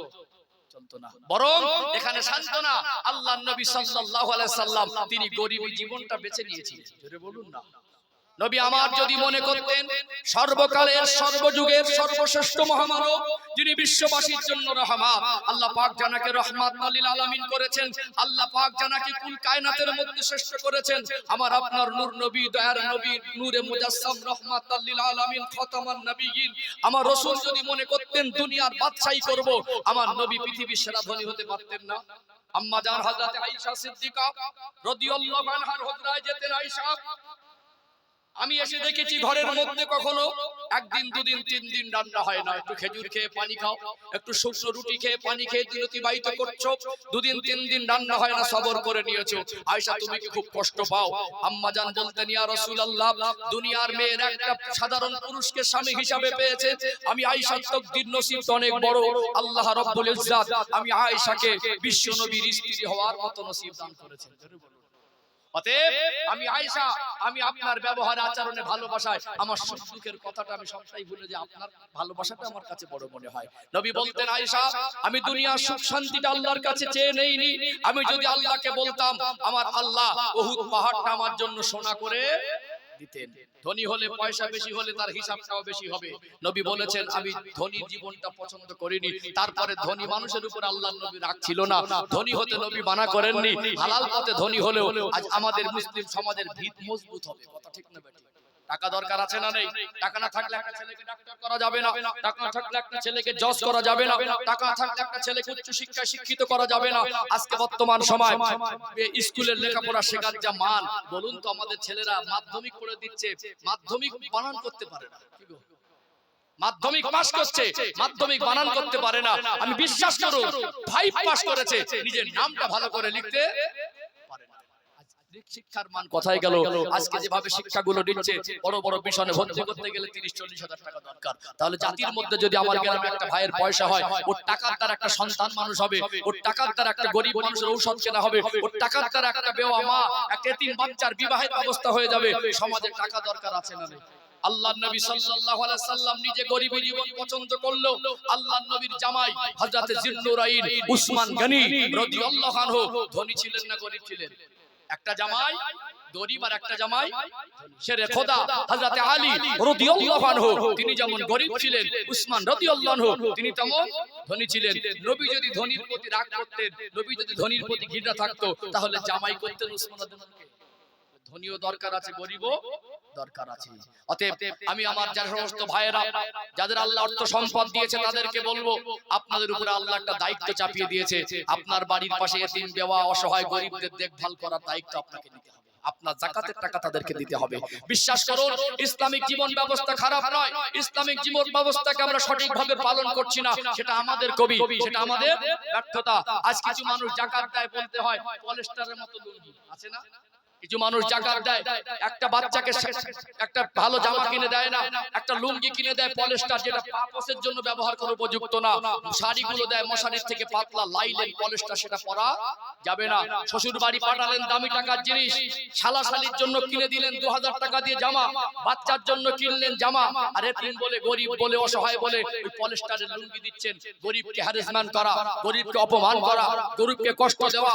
আপনি কে বলেছে আপনাকে ওই 50 টাকা দিয়ে পলিস্টারের লুঙ্গি দিয়ে যাকাত আদায় করতে? ওই লোকটা যদি অসুস্থ হয়, ওর 50 টাকার লুঙ্গি দরকার নয়, ওর ঔষধের জন্য টাকা দরকার।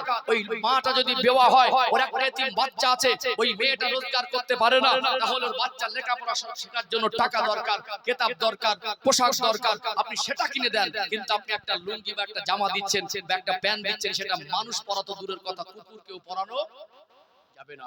যে সমস্ত ভাইদের উপরে যাকাত ফরজ আছে, আমি বলবো একটা ফরজ হুকুম আদায়ের ক্ষেত্রে সচেতন হন। অতএব কিছু মানুষ আজকে যাকাত দেয়, নামে যাকাত দিচ্ছে, কিন্তু মানুষকে কষ্ট দেওয়ার হ্যারাসমেন্ট করা হচ্ছে। কথা ঠিক না বেঠিক? তবে ধনী দরকার আছে। আপনি আপনার প্রতিবেশী যদি ধনী হয়, আল্লাহর কাছে দোয়া চাইবেন আমার প্রতিবেশী ধনী হয়েছে, আল্লাহ আরো সুখী করুক। আল্লাহ কাউকে পয়সা দিয়ে পরীক্ষা করছেন, আর আল্লাহ কাউকে গরিব রেখে পরীক্ষা করছেন। অতএব এখানে আল্লাহ যাকে নিয়ামত দিয়ে ধনী করবেন করবেন, আমাকে যদি গরিব রাখেন তাতে আমি এইভাবে জীবন পার করে দেব। কেন আল্লাহ যে হালাতে লে যায় সেটা আলহামদুলিল্লাহ। লা ইন শাকারতুম লাযিদান্নাকুম। তোমরা আল্লাহ বলছে তোমরা আমার শুকরিয়া আদায় করলে, আমার নিয়ামতের শুকরিয়া আদায় করলে, আমি আল্লাহ নিয়ামতকে বৃদ্ধি করে দেব। জোরে বলুন। তাহলে প্রতিবেশীর উপরে হিংসা আছে না নেই? গরিব অসহায় দিনদার হলে সমাজে তার দাম নেই, তাকে কোণঠাসা করে একদল মানুষ তাদেরকে সবসময় অবহেলার নজরে রেখেছে, তাদের ভালো চায় না, আমার তার প্রতি হিংসা আছে না নেই? এই 3 নাম্বার পয়েন্টে দুটো বলেছি, আর একটা ডেঞ্জার পয়েন্ট বলবো। আমি 3 নাম্বার পয়েন্ট শেষ করিনি, আলোচনা বুঝতে পারছেন তো? আলোচনা বুঝতে পারছেন? বিশ্বাস করুন যখন প্রাথমিকভাবে ওয়াজ করতাম না, মনের মধ্যে আনন্দ হতো, অনেক লোক পেতাম সামনে, জোরে জোরে তাকবীর সুবহানাল্লাহর আওয়াজ আসতো, টাকা পয়সা হাত দিয়ে পকেট ফুলে যেত। এখন মনে হয় এত পরিশ্রম করি, এত কষ্ট করি, এক মাসে সারা সারা রাত এইভাবে পানির মতো পার হয়ে যায়। 2 ঘন্টা 4 ঘন্টা 6 ঘন্টা জার্নি করি, 8 ঘন্টা 10 ঘন্টা জার্নি করি, মনে মনে করি মানুষকে দিলাম কি? মানুষ যে আমাদেরকে এত ভালোবাসে, আমাদের এত সম্মান করে, এত কষ্ট মেহনতের টাকাগুলো চাঁদা করে গুছিয়ে আমাদের হাতে তুলে দেয়, আমাদের থেকে পেল কি?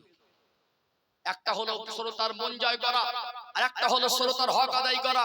আমি যদি মনে করি আপনাদের মন জয় করব, খুব সুন্দর করে কান্না সুরে একটা লম্বা ঘটনা ধরে দেবো, 2 ঘন্টা কোন দিক থেকে যাবে পার করে যাব বুঝতে পারবেন না। বিশ্বাস করুন, আমি তথ্যমূলক কিছু কথা বলছি। সমাজে আজকে বর্তমান সময় আমরা মুসলমান কেন পদদলিত, কেন অবহেলিত, কেন লাঞ্ছিত, কেন বঞ্চিত, আজ আমরা আমাদের গর্তটা নিজে নিজে খুঁড়ে নিচ্ছি। আজ আমরা আমাদের শত্রু, আজ আমরা হিংসা করে নিজেরা পুঁতে ফেলছি। আজকে অন্য জাতি আমাদের উপরে তারা আঙুল ঘোরাচ্ছে। কথা ঠিক না? কথা কি রাগ করছেন নাকি? আলোচনা বুঝতে পারছেন? হ্যাঁ, সম্মানিত ভাইরা, আর একটা পয়েন্ট বলি, 3 নাম্বার পয়েন্ট শেষ হয়নি। 3 নাম্বার পয়েন্টে আমি কয়েকটা শাখা পোশাকা বলবো ইনশাআল্লাহ। ও ভাইজানেরা, মুর্শিদাবাদ জেলার সোনার মানিক যুবকেরা, আব্বারা মায়েরা, রাগ করবেন না, ভুল বুঝবেন না, মনে কষ্ট নেবেন না। আপনাদের যারা আঘাত দেব আমার উদ্দেশ্য নয়। ইসলামে শিক্ষা দেয়নি কাউকে আঘাত দাও, কাউকে ছোট করো। আপনাকে বা আপনাদেরকে বলছি না, ব্যক্তি আক্রমণের উদ্দেশ্য বলছি না। এগুলো সমাজের বাস্তব চিত্র।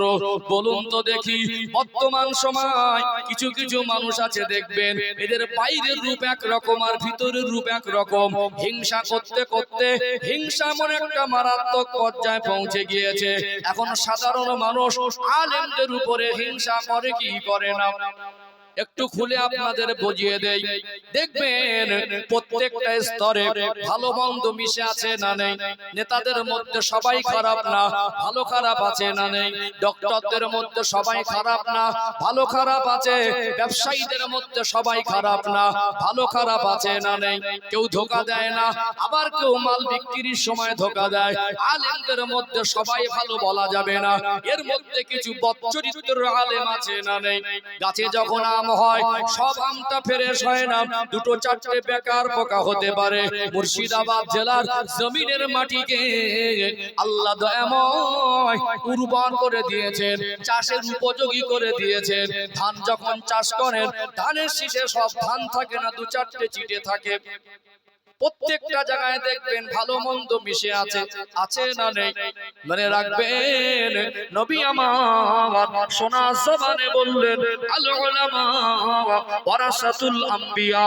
আল্লাহ নবী বললেন, আলেমরা হলো আমি রাসূলুল্লাহর ওয়ারিস। যদি কোনো আলেমের আখলাক চালচলন, তার আদর্শ, তার কথাবার্তা, তার রীতিনীতি যদি আলেমের মতো না হয়, তার থেকে মুখটা ফিরিয়ে নেন। আমি রবিউল ইসলামের বয়ান, বক্তব্য, কথাবার্তা, লেবাস, পোশাক, চালচলন, আমার চলাফেরা, আচরণ যদি আলেমের মতো না হয়, আমার থেকে মুখটা ফিরিয়ে নেন। কিন্তু হাক্কানি যারা আলেম, প্রকৃত যারা আলেম, তাদের সম্মান করা দরকার আছে না নেই?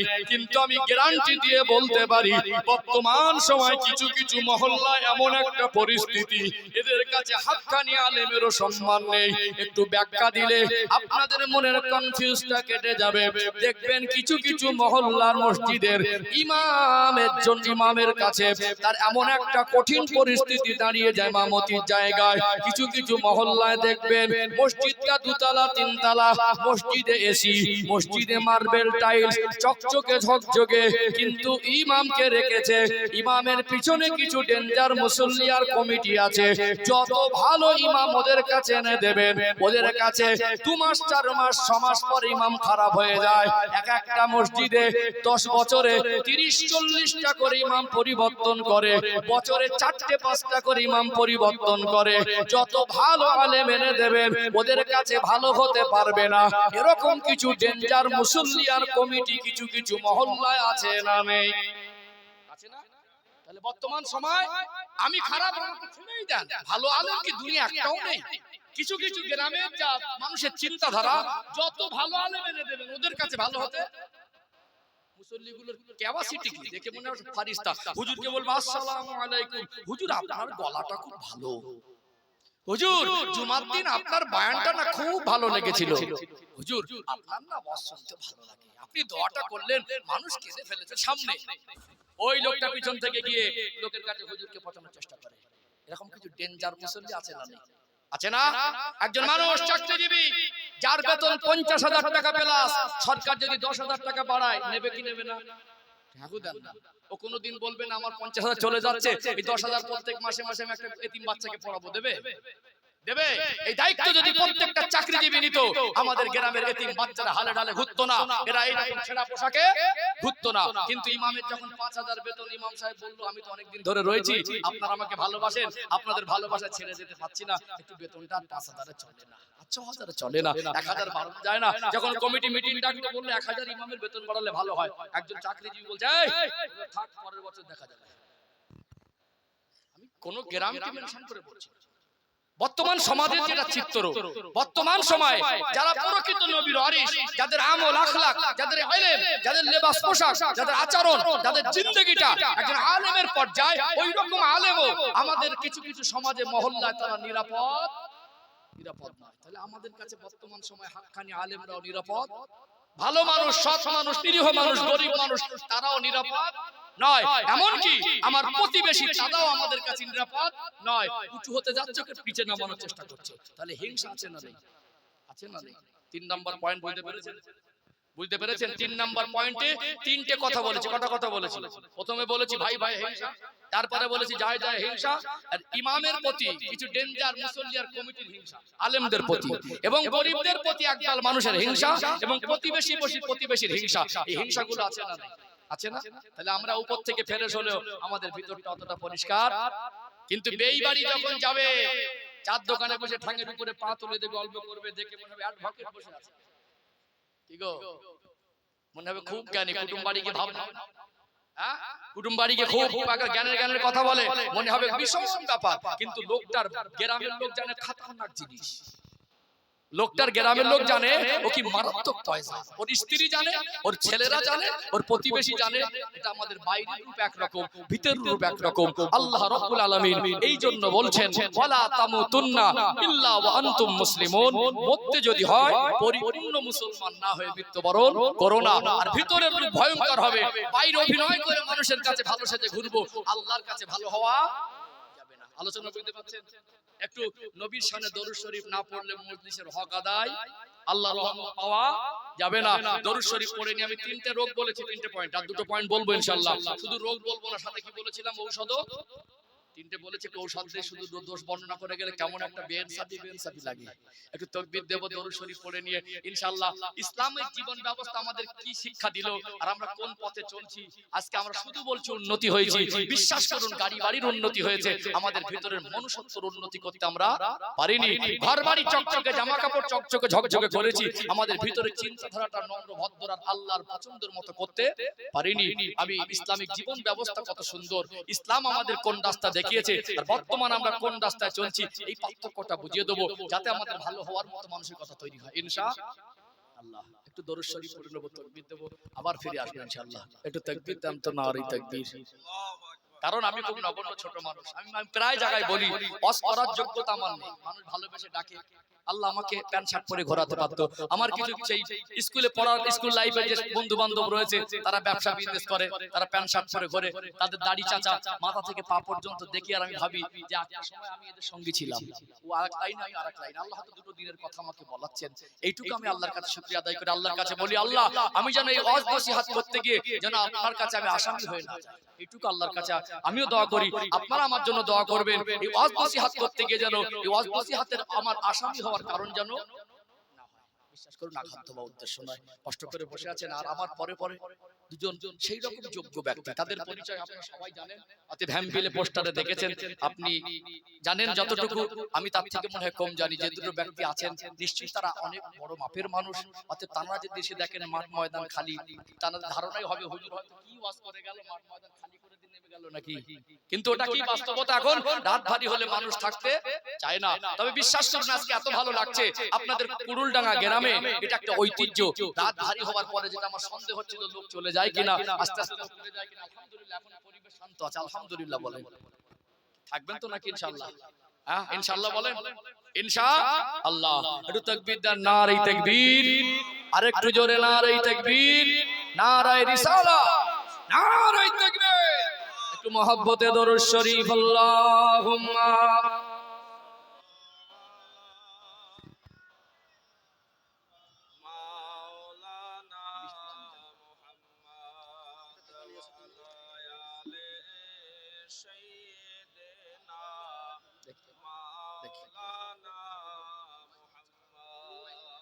সাল্লাল্লাহু আলা মুহাম্মাদিন সাল্লাল্লাহু আলা মুহাম্মাদ হরদম জবান সে নিকালো पाक नामे मोहम्मद हब्बे हमाद अजल ही सीने में है मैं हूँ मेरा दिल मदीने में है फूल तो फूल काटूं क्या हुस्न है लुत्फ जन्नत से बढ़कर मदीने में है अल्लाहुम्मा सल्ली अला सय्यदना मौलाना मुहम्मद वाला आले सय्यदना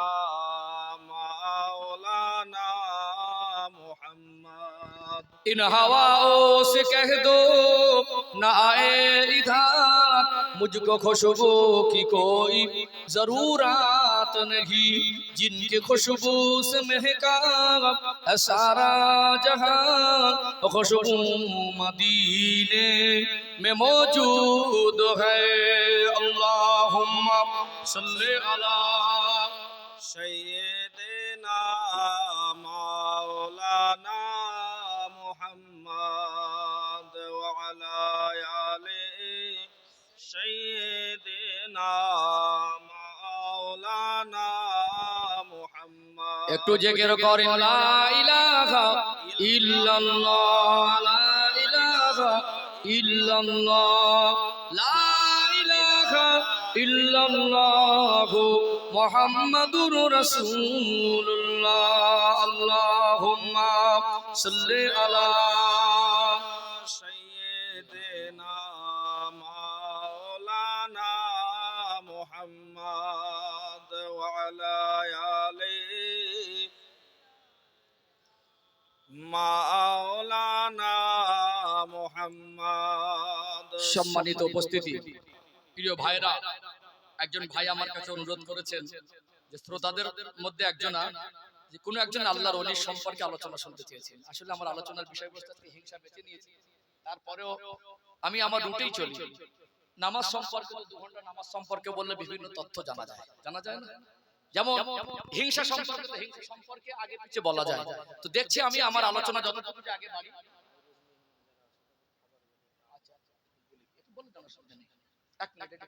আপনি বলুন আচ্ছা ঠিক আছে আমি বলে দিচ্ছি তো আমি যেহেতু একটা লাইন ধরেছি শেষে যদি কোনো আল্লাহর ওলির ঘটনা আমি বলতে পারি সেটা আমি চেষ্টা করছি ইনশাআল্লাহ অনুরোধটা রাখার চেষ্টা করছি বাবাজি বলেছেন একটু ওমরা হজের বিষয় একটা বিষয় বলতে গেলে না এক কথা বলা যায় না তার আগে পিছে গুছিয়ে একটা বিষয় দলিল ভিত্তিক কিছু কোরআন কিছু হাদিস দিয়ে রেফারেন্স দিলে ভালো লাগে কথা ঠিক না বেঠিক যেহেতু আলোচনাটা আমি প্রায় অর্ধেকের বেশি চলে এসেছি বেশ কয়েকটা রোগ বর্ণনা করেছি ঔষধটা দেওয়াও জরুরি এইটুকু দিয়ে আমি চেষ্টা করছি শেষে কোনো একটা আল্লাহর ওলির ঘটনা কেন আমরা আল্লাহ ওয়ালাদের মহব্বতেরই মানুষ কি গো আমি আমার নীতি বিক্রি করে খাইনি দুনিয়ায় সত্যিকারে কিছু ভণ্ডপীর আছে আমরা ওই সমস্ত ভণ্ডপীরের তারা যারা বিরোধী আমরাও অত্যতই তার থেকে বেশি বিরোধী কিন্তু আমরা ভণ্ডপীরের অনুসারী নয় আমরা হাক্কানি আল্লাহর কথা ঠিক না বেঠিক তুমি পীরের ভণ্ড পীরের বিরুদ্ধে তুমি একা নয় তোমার থেকে বেশি আমি ভণ্ড পীরের বিরোধী আমরা শিরকের পক্ষে নয় আমরাও শিরকের কথা ঠিক না বেঠিক বরং আল্লাহর কোরআনের বাইরে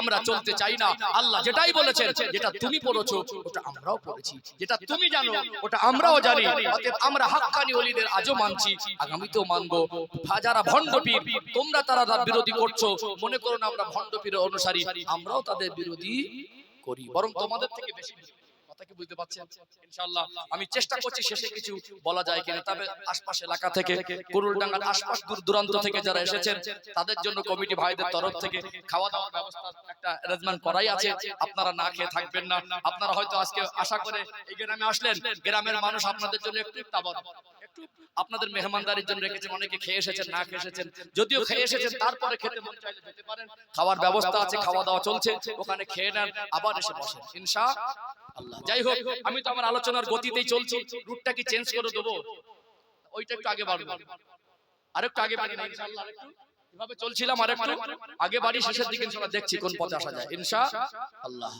ও ভাইজানেরা, মুর্শিদাবাদ জেলার সোনার মানিক যুবকেরা, আব্বারা মায়েরা, আবারও মনে করিয়ে দেই আল্লাহ দয়াময় পবিত্র কালাম কোরআন শরীফে বললেন ওয়া উদিয়াল কিতাবু ফাতারাল মুজরিমিনা মুশফিকিনা মিম্মা ফি ওয়া ইয়াকুলুনা ইয়া ওয়াইলাতানা মা লিহাযাল কিতাব লা ইউগাদিরু সাগীরাতান ওয়ালা কাবীরাতান ইল্লা আহসাহা ওয়া ওয়াজাদু মা আমিলু হাদিরা ওয়ালা ইয়াজলিমু রাব্বিকা হাদা। কোরআনুল কারীমের 15 নম্বর পারা 18 নম্বর পৃষ্ঠা সূরা আল কাহাফ আয়াত নাম্বার 49 49 নম্বর আয়াত খুলে দেখবেন আল্লাহ পাক বলছেন ওয়াউদিয়াল কিতাব, আমি আল্লাহ তোমাদের সামনে তোমাদের অর্জনকৃত নামায়ামালটা হাসরের ময়দানে পেশ করে দেব। ফাতারাল মুজরিমিনা মুশফিকিনা মিম্মা ফি, ওই দিন পাপী পাপিষ্ট অপরাধী দিগকে আতঙ্কিত অবস্থায় দেখা যাবে যারা দুনিয়ায় বেঁচে থেকে জাহান্নামের ভয় করত না। এটা গোনাহ জেনেও গোনাহ বারবার করেছে, অন্যায় জেনেও অন্যায়ের উপরে জীবন তৈরি করেছে, সুদটাকে হারাম জেনেও সুদটাকে বেছে নিয়েছে, ঘুষটাকে হারাম জেনেও ঘুষটাকে বেছে নিয়েছে, গায়ের জোরে জুলুম অত্যাচার করেছে, দুনিয়ায় আল্লাহর হুকুমের সীমা লঙ্ঘন করেছে, হারাম হালালের বাদ বিচার করেননি, মরণের কথা তার বেশি মনে করত না, দুনিয়ায় এরা দাপট দেখিয়ে বেড়ায়। আল্লাহ দয়াময় কোরআন শরীফে বললেন হাসরের ময়দানে বান্দা বান্দি নামায় আমাল হাতে পেয়ে ওই দিন তারা আতঙ্কিত হয়ে যাবে, তারা ভীত সন্ত্রস্ত হয়ে যাবে। আল্লাহ বলছেন ওয়াকুলুনা, আমি আল্লাহ জবান খুলে দেব, তারা বলতে থাকবে মালি হাযাল কিতাব, আল্লাহ একই আশ্চর্য খাতা, একই আমলনামা, লা ইউগাদিরু সাগীরাতান ওয়ালা কাবীরাতান ইল্লা আহসাহা, ছোট ছোট আর বড় বড় যা কিছু করেছিলাম সব তো হুবহু লেখা আছে। ওয়াজাদু মা আমিলু হাদিরা, আল্লাহ বলছেন বান্দা বান্দি তুমি যেটা করেছিলে ওটাই হাজির করেছি। ওয়ালা ইয়াজলিমু রাব্বিকা হাদা, তোমার রব কারোর উপরে জুলুম করেন না। আমাদের জীবনের নামায়ামালের খাতা তৈরি হচ্ছে কি হয় না। এখন সরকারি কোন অফিসে যাবেন, দুনিয়ায় বড় বড় কোন দোকানে যাবেন, কোন মার্কেটে ঢুকবেন, কোন বাড়িতে নিরাপত্তার জন্য আর সিসিটিভি লাগানো হয়েছে না হয়নি, কাগজে লেখা থাকে আপনি সিসিটিভির আন্ডারে আছে। দুনিয়ার মানুষ ক্যামেরা তৈরি করলো, দুনিয়ার মানুষ মোবাইল আবিষ্কার করে একটা মানুষের চলন বলন অঙ্গভঙ্গি হেঁটে যাওয়া খাওয়া দাওয়া যদি রেকর্ড করতে পারে, আমার আল্লাহ বান্দা বান্দির জীবনটাকে রেকর্ড করে রাখতে পারেন কি পারেন না?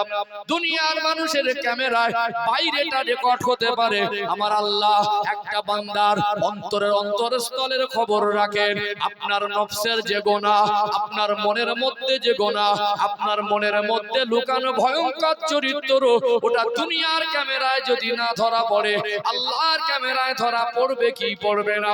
দুনিয়ার মানুষ অডিও ভিডিও রেকর্ড করে হার্ড ডিস্কে মেমোরিতে সংরক্ষণ করে রাখে, দুনিয়ার মানুষের রেকর্ড করা ছবিটা ভোলার ঝাপসা হয়, ওই হার্ড ডিস্ক মেমোরিটা ওটা ডিলেটার ফরম্যাট হয়ে যেতে পারে।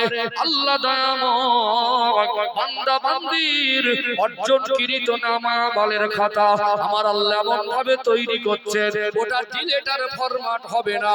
আল্লাহ আপনার সামনে বিচারের দিন খুলে দেবে কি দেবে না? ও ভাইরা বাবাজিরা, সেই জীবনের হিসাব দিতে হবে, আল্লাহর কাছে ফিরে যেতে হবে। এই জীবনের হিসাব দেওয়ার জন্য সবাই একদিন আল্লাহর কাছে দাঁড়াবো, যেদিন আমার আপনার পাশে বিবি থাকবে না, বাচ্চা থাকবে না, আব্বা মা থাকবে না, বন্ধু বান্ধব থাকবে না। সেই দিনের কথা মনে করে আমাদের জীবনটাকে পরিবর্তন করা দরকার আছে না নেই? আসুন, আমি আলোচনা করছিলাম হিংসার বিষয়। আসলে ইসলাম কি শিক্ষা দিয়েছে? আল্লাহ নবী হুজুর আমার 53 বছর বয়সে হিজরত করলেন, আল্লাহ নবী মদিনায় গেলেন। নবী আমার মদিনায় গিয়ে সরাসরি মদিনা শহরে প্রবেশ করেন নাই, আল্লাহ নবী হুজুর আমার আমার মদিনা শহর থেকে কয়েক কিলোমিটার দূরে কোবা নামক পল্লীতে 14 দিন অবস্থান করেছিলেন। নবী আমার যদি মনে করতেন সরাসরি মদিনায় ঢুকতে পারতেন, মদিনা থেকে শহর থেকে কয়েক কিলোমিটার দূরে একটা পল্লী গ্রামে কোবা নামক জায়গা, ওই পল্লীতে 2 সপ্তাহ মতো ছিলেন। এটা আল্লাহর নবীর হিকমত। বলুন তো দেখি, আপনারা মুর্শিদাবাদ জেলার মানুষ, কলিকাতা শহরের নাম সবাই জানে কি জানে না? তারপরে হট করে কি ওখানে রাত কাটানো সহজ হবে না কঠিন হবে? কেউ যদি পরিচিত থাকে, বন্ধু বান্ধব আত্মীয় থাকে তো সহজ হবে। কারণ একেবারে অপরিচিত জায়গা, ফার্স্ট টাইম গিয়ে যেখানে আমার পরিচিত কেউ নেই, ওখানে যাওয়া পজিশন করে রাত কাটানো সহজ না কঠিন? নবী আমার শহর সম্পর্কে মোটামুটি জানতেন, সরাসরি মদিনা শহরে প্রবেশ করেন নাই। মেরাজ হয়েছে আল্লাহর নবীর মক্কি জীবনে, নামাজ ফরজ হয়েছে মক্কি জীবনে। আল্লাহর নবী হিজরত করছেন, আমাদের রাসূল সাল্লাল্লাহু আলাইহি ওয়াসাল্লাম হিজরত করছেন, তখন কিন্তু 5 ওয়াক্ত নামাজ 2 সপ্তাহের ব্যবধানে আল্লাহর নবী একটা মসজিদ নির্মাণ করলেন। ওই মসজিদটা হলো মসজিদে কুবা। অনেকে মনে করে মসজিদে নববী শরীফ আল্লাহর নবীর হাতে প্রথম মসজিদ নয়, মসজিদে নববী শরীফ ওটা আল্লাহর নবীর হাতে প্রতিষ্ঠিত দ্বিতীয় মসজিদ। কি মসজিদ? প্রথম মসজিদ মসজিদে কুবা। এখানে প্রসঙ্গ এসেছে, একটু ক্লিয়ার করি, বেশ কয়েকটা তথ্য বলতে ভালো লাগবে ইনশাআল্লাহ। ও ভাইজানেরা, সোনার মানিক যুবকেরা, আব্বারা মায়েরা, মদিনা মুনাওয়ারা মসজিদে নববী শরীফ আল্লাহর নবীর হাতে প্রতিষ্ঠিত দ্বিতীয় মসজিদ। ওই মসজিদে 1 রাকাত নামাজ পড়লে আল্লাহ দয়াময় খুশি হয়ে 50,000 রাকাতের নেকি দেয়। জোরে বলুন সুবহানাল্লাহ। মসজিদে হারাম, ওখানে 1 রাকাত নামাজ পড়লে আল্লাহ খুশি হয়ে 1 লক্ষ রাকাতের নেকি দেয়। বর্তমান যেটা আজকে গোটা ভারতবর্ষ শুধু নয়, বিশ্বের মধ্যে চর্চায় আজকে ইসরায়েল প্যালেস্টাইনের যুদ্ধ। ইসরায়েল এই যে ইহুদি, নিকৃষ্ট ইহুদিরা প্যালেস্টাইনের মাসুম বাচ্চাদেরকে শহীদ করে দিচ্ছে, বৃদ্ধ মানুষদের শহীদ করে দিচ্ছে, হসপিটালে হামলা করছে। বলুন তো দেখি, ইসরায়েল আর প্যালেস্টাইনের যুদ্ধের ইস্যুটা কি? একমাত্র আল্লাহর ঘর মসজিদে আকসা, যেটা হলো বাইতুল মুকাদ্দাস। কোরআন শরীফে 2টো মসজিদের কথা এসেছে, একটা হলো মসজিদে হারাম আর একটা হলো মসজিদে আকসা। এই মসজিদে আকসার অনেক লম্বা ইতিহাস, এর হিস্টোরি বলতে গেলে কয়েক ঘন্টা দরকার। অতএব ইসরায়েল চাইছে মসজিদে আকসাকে দখল করে নেবে। কোন ইমানদার আল্লাহর ঘর কি সহজে ছেড়ে দিতে চায়? এই জন্য প্যালেস্টাইনের মানুষেরা, এরা আমাদের ভাইয়েরা, এরা শহীদ হয়ে যাচ্ছে, আল্লাহর ঘরকে হাতছাড়া করতে চাইছে না। ওই মসজিদটার সম্মান আছে। ওই মসজিদটা ছিল মুসলমানদের প্রথম কিবলা। কাবা ঘরটা প্রথম কিবলা নয়। নবী আমার 17 মাস মতো মসজিদে আকসার দিকে কিবলা করে, মসজিদে আকসার দিকে মুখ করে নামাজ পড়েছেন। এটা হলো প্রথম কিবলা। ইমানদারের ঈমানি সম্পর্ক মসজিদে আকসার সঙ্গে। মেরাজের রাতে আল্লাহর নবী হুজুর আমার সমস্ত নবীদের নিয়ে ইমাম হয়ে 2 রাকাত শুকরিয়ার নামাজ পড়িয়েছেন। ওটা হলো ওই মসজিদে আকসা। ওই মসজিদে আকসায় 1 রাকাত নামাজ পড়লে আল্লাহ দয়াময় খুশি হয়ে 25,000 রাকাতের নেকি দেয়। তাহলে একটায় 25, একটায় 50, একটায় 1 লক্ষ রাকাতের নেকি। মসজিদে কুবা, যেটা আল্লাহর নবীর প্রথম মসজিদ, আল্লাহর নবীর হাতে প্রথম মসজিদ স্থাপন, তাহলে ওই মসজিদের সম্মান আছে না নেই? সম্মান শুনলে অবাক হয়ে যাবে। মদিনাবাসী একদিন আল্লাহর নবীকে বললেন, ইয়া রাসূলুল্লাহ, ইয়া হাবিবাল্লাহ, হুজুর মক্কার মানুষের সৌভাগ্য অনেক বড়। ওরা যখন ইচ্ছা তখন হজ করে, উমরা হজ। ওরা যখন ইচ্ছা তখন উমরা পালন করে, আল্লাহর কাবা ঘর তওয়াফ করে, হাজর আসওয়াদ জান্নাতি পাথরে চুমা দেয়, মাকাম ইব্রাহিমে নামাজ পড়ে, সাফা মারওয়া সাই করে, উমরা হজের বিনিময়ে আল্লাহর অনেক নেকি দেয়। মক্কা থেকে মদিনার দূরত্ব এভারেজ হলো 400 কিলোমিটার। এখান থেকে আমার বাড়ি সুন্দরবন এরিয়া, উত্তর 24 পরগনা জেলা, বসিরহাট সাব ডিভিশন এরিয়া, সাকদা গ্রাম। 250 কিলোমিটারের বেশি রাস্তা, তাই লেগে যায় 8 থেকে 9 ঘন্টা। 400 কিলোমিটার রাস্তা মনে। তখনকার দিনে গাড়ি ঘোড়া ছিল না, উন্নত পরিষেবা ছিল না। মদিনার মানুষ বলেন, ইয়া রাসূলুল্লাহ, ইয়া হাবিবাল্লাহ, রাসূলুল্লাহ, যখন ওদের মন চায় মক্কার মানুষ উমরা করে, আমাদের মন চাইলে আমরা স্বল্প সময়ের মধ্যে যেতে পারি না। আল্লাহ নবী বললেন, ও মদিনাবাসী, ও মদিনার মানুষ, তোমরা বড় সৌভাগ্যবান।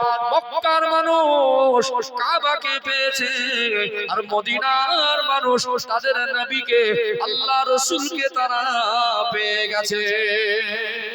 সুবহানাল্লাহ। মক্কার মানুষ কাবা পেয়েছে, মদিনার মানুষ কাবাকে পেয়েছে। জোরে বলবেন না? আমার নবী হলেন কাবার ও কাবা। মক্কা বিজয়ের ঘটনা পড়ে দেখবেন ইতিহাস। ইসলামের দলে, মুসলমানদের দলে কাফেররা, কুরাইশরা, মক্কার কাফেররা যারা একটা সময় চরম বিরোধী করেছে, যারা আল্লাহর নবীকে জানে মেরে ফেলার জন্য আপ্রাণ চেষ্টা করেছে, ইসলামকে মিটিয়ে দেওয়ার জন্য তাদের সর্বশ্রেষ্ঠ চেষ্টা ছিল, তারা দলে দলে ইসলাম গ্রহণ করছে। রক্ত হয়ে গেল। আল্লাহর নবী বললেন, বিলাল লাব্বাইক ইয়া রাসূলুল্লাহ, আযান দাও। আনন্দে খুশিতে কাবা ঘরের ছাদের উপরে উঠে গেছে। যেটা বলুন না, যেটা বলা যায় না সুবহানাল্লাহ। মুয়াজ্জিন আযান দেয় কোন দিকে মুখ করে? মুয়াজ্জিন আযান দেয় কোন দিকে মুখ করে?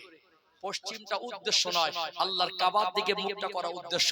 যেদিকে ফিরলে আল্লাহর কাবা সামনে হবে, সেই দিকে ফিরতে হবে। আমরা কাবা শরীফের পূর্ব দিকে আছি, তাই পশ্চিম দিকে মুখ করলে কাবা সামনে হয়, তাই জন্য পশ্চিম দিকে ফিরি। আসলে পশ্চিম দিকটা শরিয়াত নয়, শরিয়াত হলো কিবলামুখী হওয়া।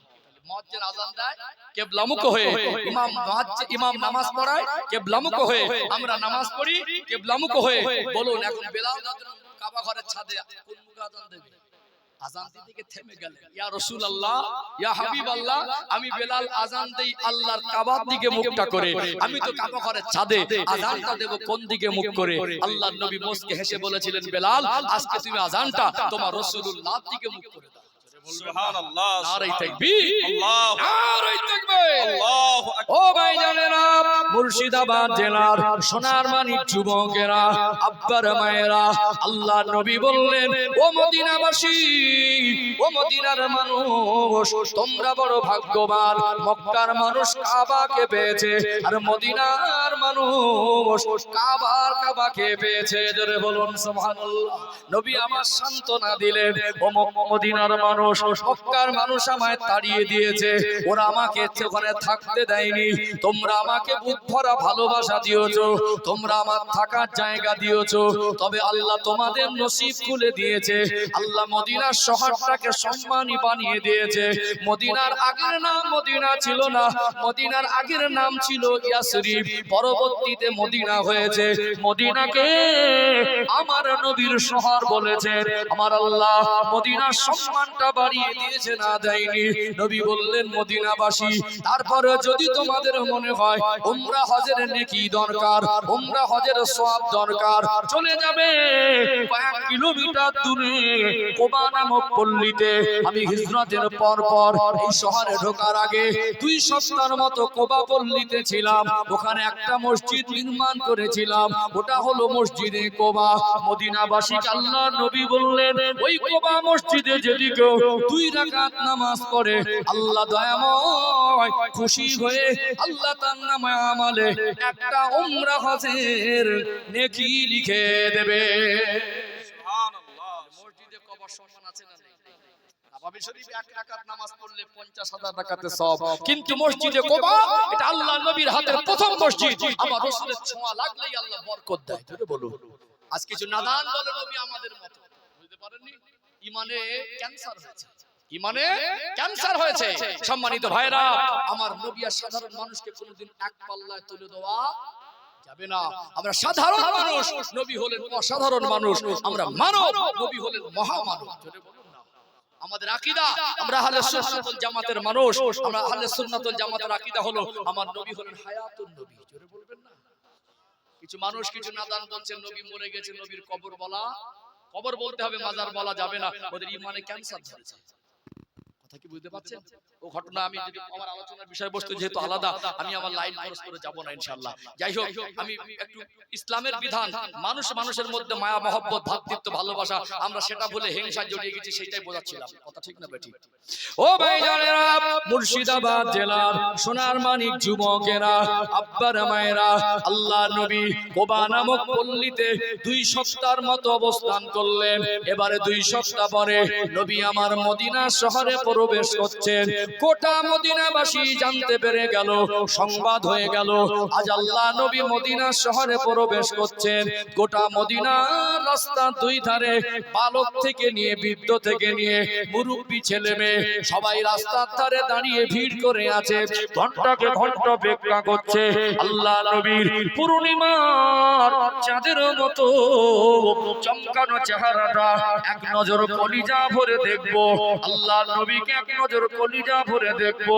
আজ কুড়ুলডাঙ্গা গ্রামে আল্লাহ নবীর জীবন আদর্শের কথা আলোচনা শোনার জন্য আরামের বিছানাটা খালি পড়ে আছে। আপনারা এই চটে বসে আছেন, বলুন তো দেখি, আল্লাহ নবী যদি হায়াতে থাকতেন, আল্লাহ নবী যদি আজকে এখানে আসতেন, এই কুড়ুলডাঙ্গা গ্রামের রাস্তাগুলো সব ব্লক হয়ে যেত কি যেত না? এত মানুষের ভিড় হয়ে যেত, মনে হতো এক সপ্তাহ আগে থেকে সামনে গিয়ে জায়গা ধরে রাখি। আল্লাহ নবী মদিনা শহরে প্রবেশ করছেন। মদিনার ছেলেরা, তরুণ তরুণ যুবকেরা, ছোট ছোট বাচ্চারা, এরা প্রতিযোগিতা করে উঁচু জায়গায় ওঠে। তোর থেকে উঁচু জায়গায় যদি উঠতে পারি, তার নবী মায়ার নবীর পূর্ণিমার চাঁদের মতো চমকানো চেহারাটা আগে দেখবো। আল্লাহ নবী যাচ্ছেন, রাস্তার দুই পাশে মানুষের ভিড়। আল্লাহ নবী যে উটের পিঠে বসেছিলেন, ওই উটটার নাম হলো কাসওয়া। সমস্ত মদিনাবাসী আল্লাহ নবীকে সালাম দেয়, আল্লাহ নবীকে ওয়েলকাম জানায়, আল্লাহ নবীকে সুস্বাগতম জানায়। একটা যে নবীর ভক্তি ভক্তি ভরে দাঁড়িয়ে আল্লাহ নবীকে সালাম জানায়।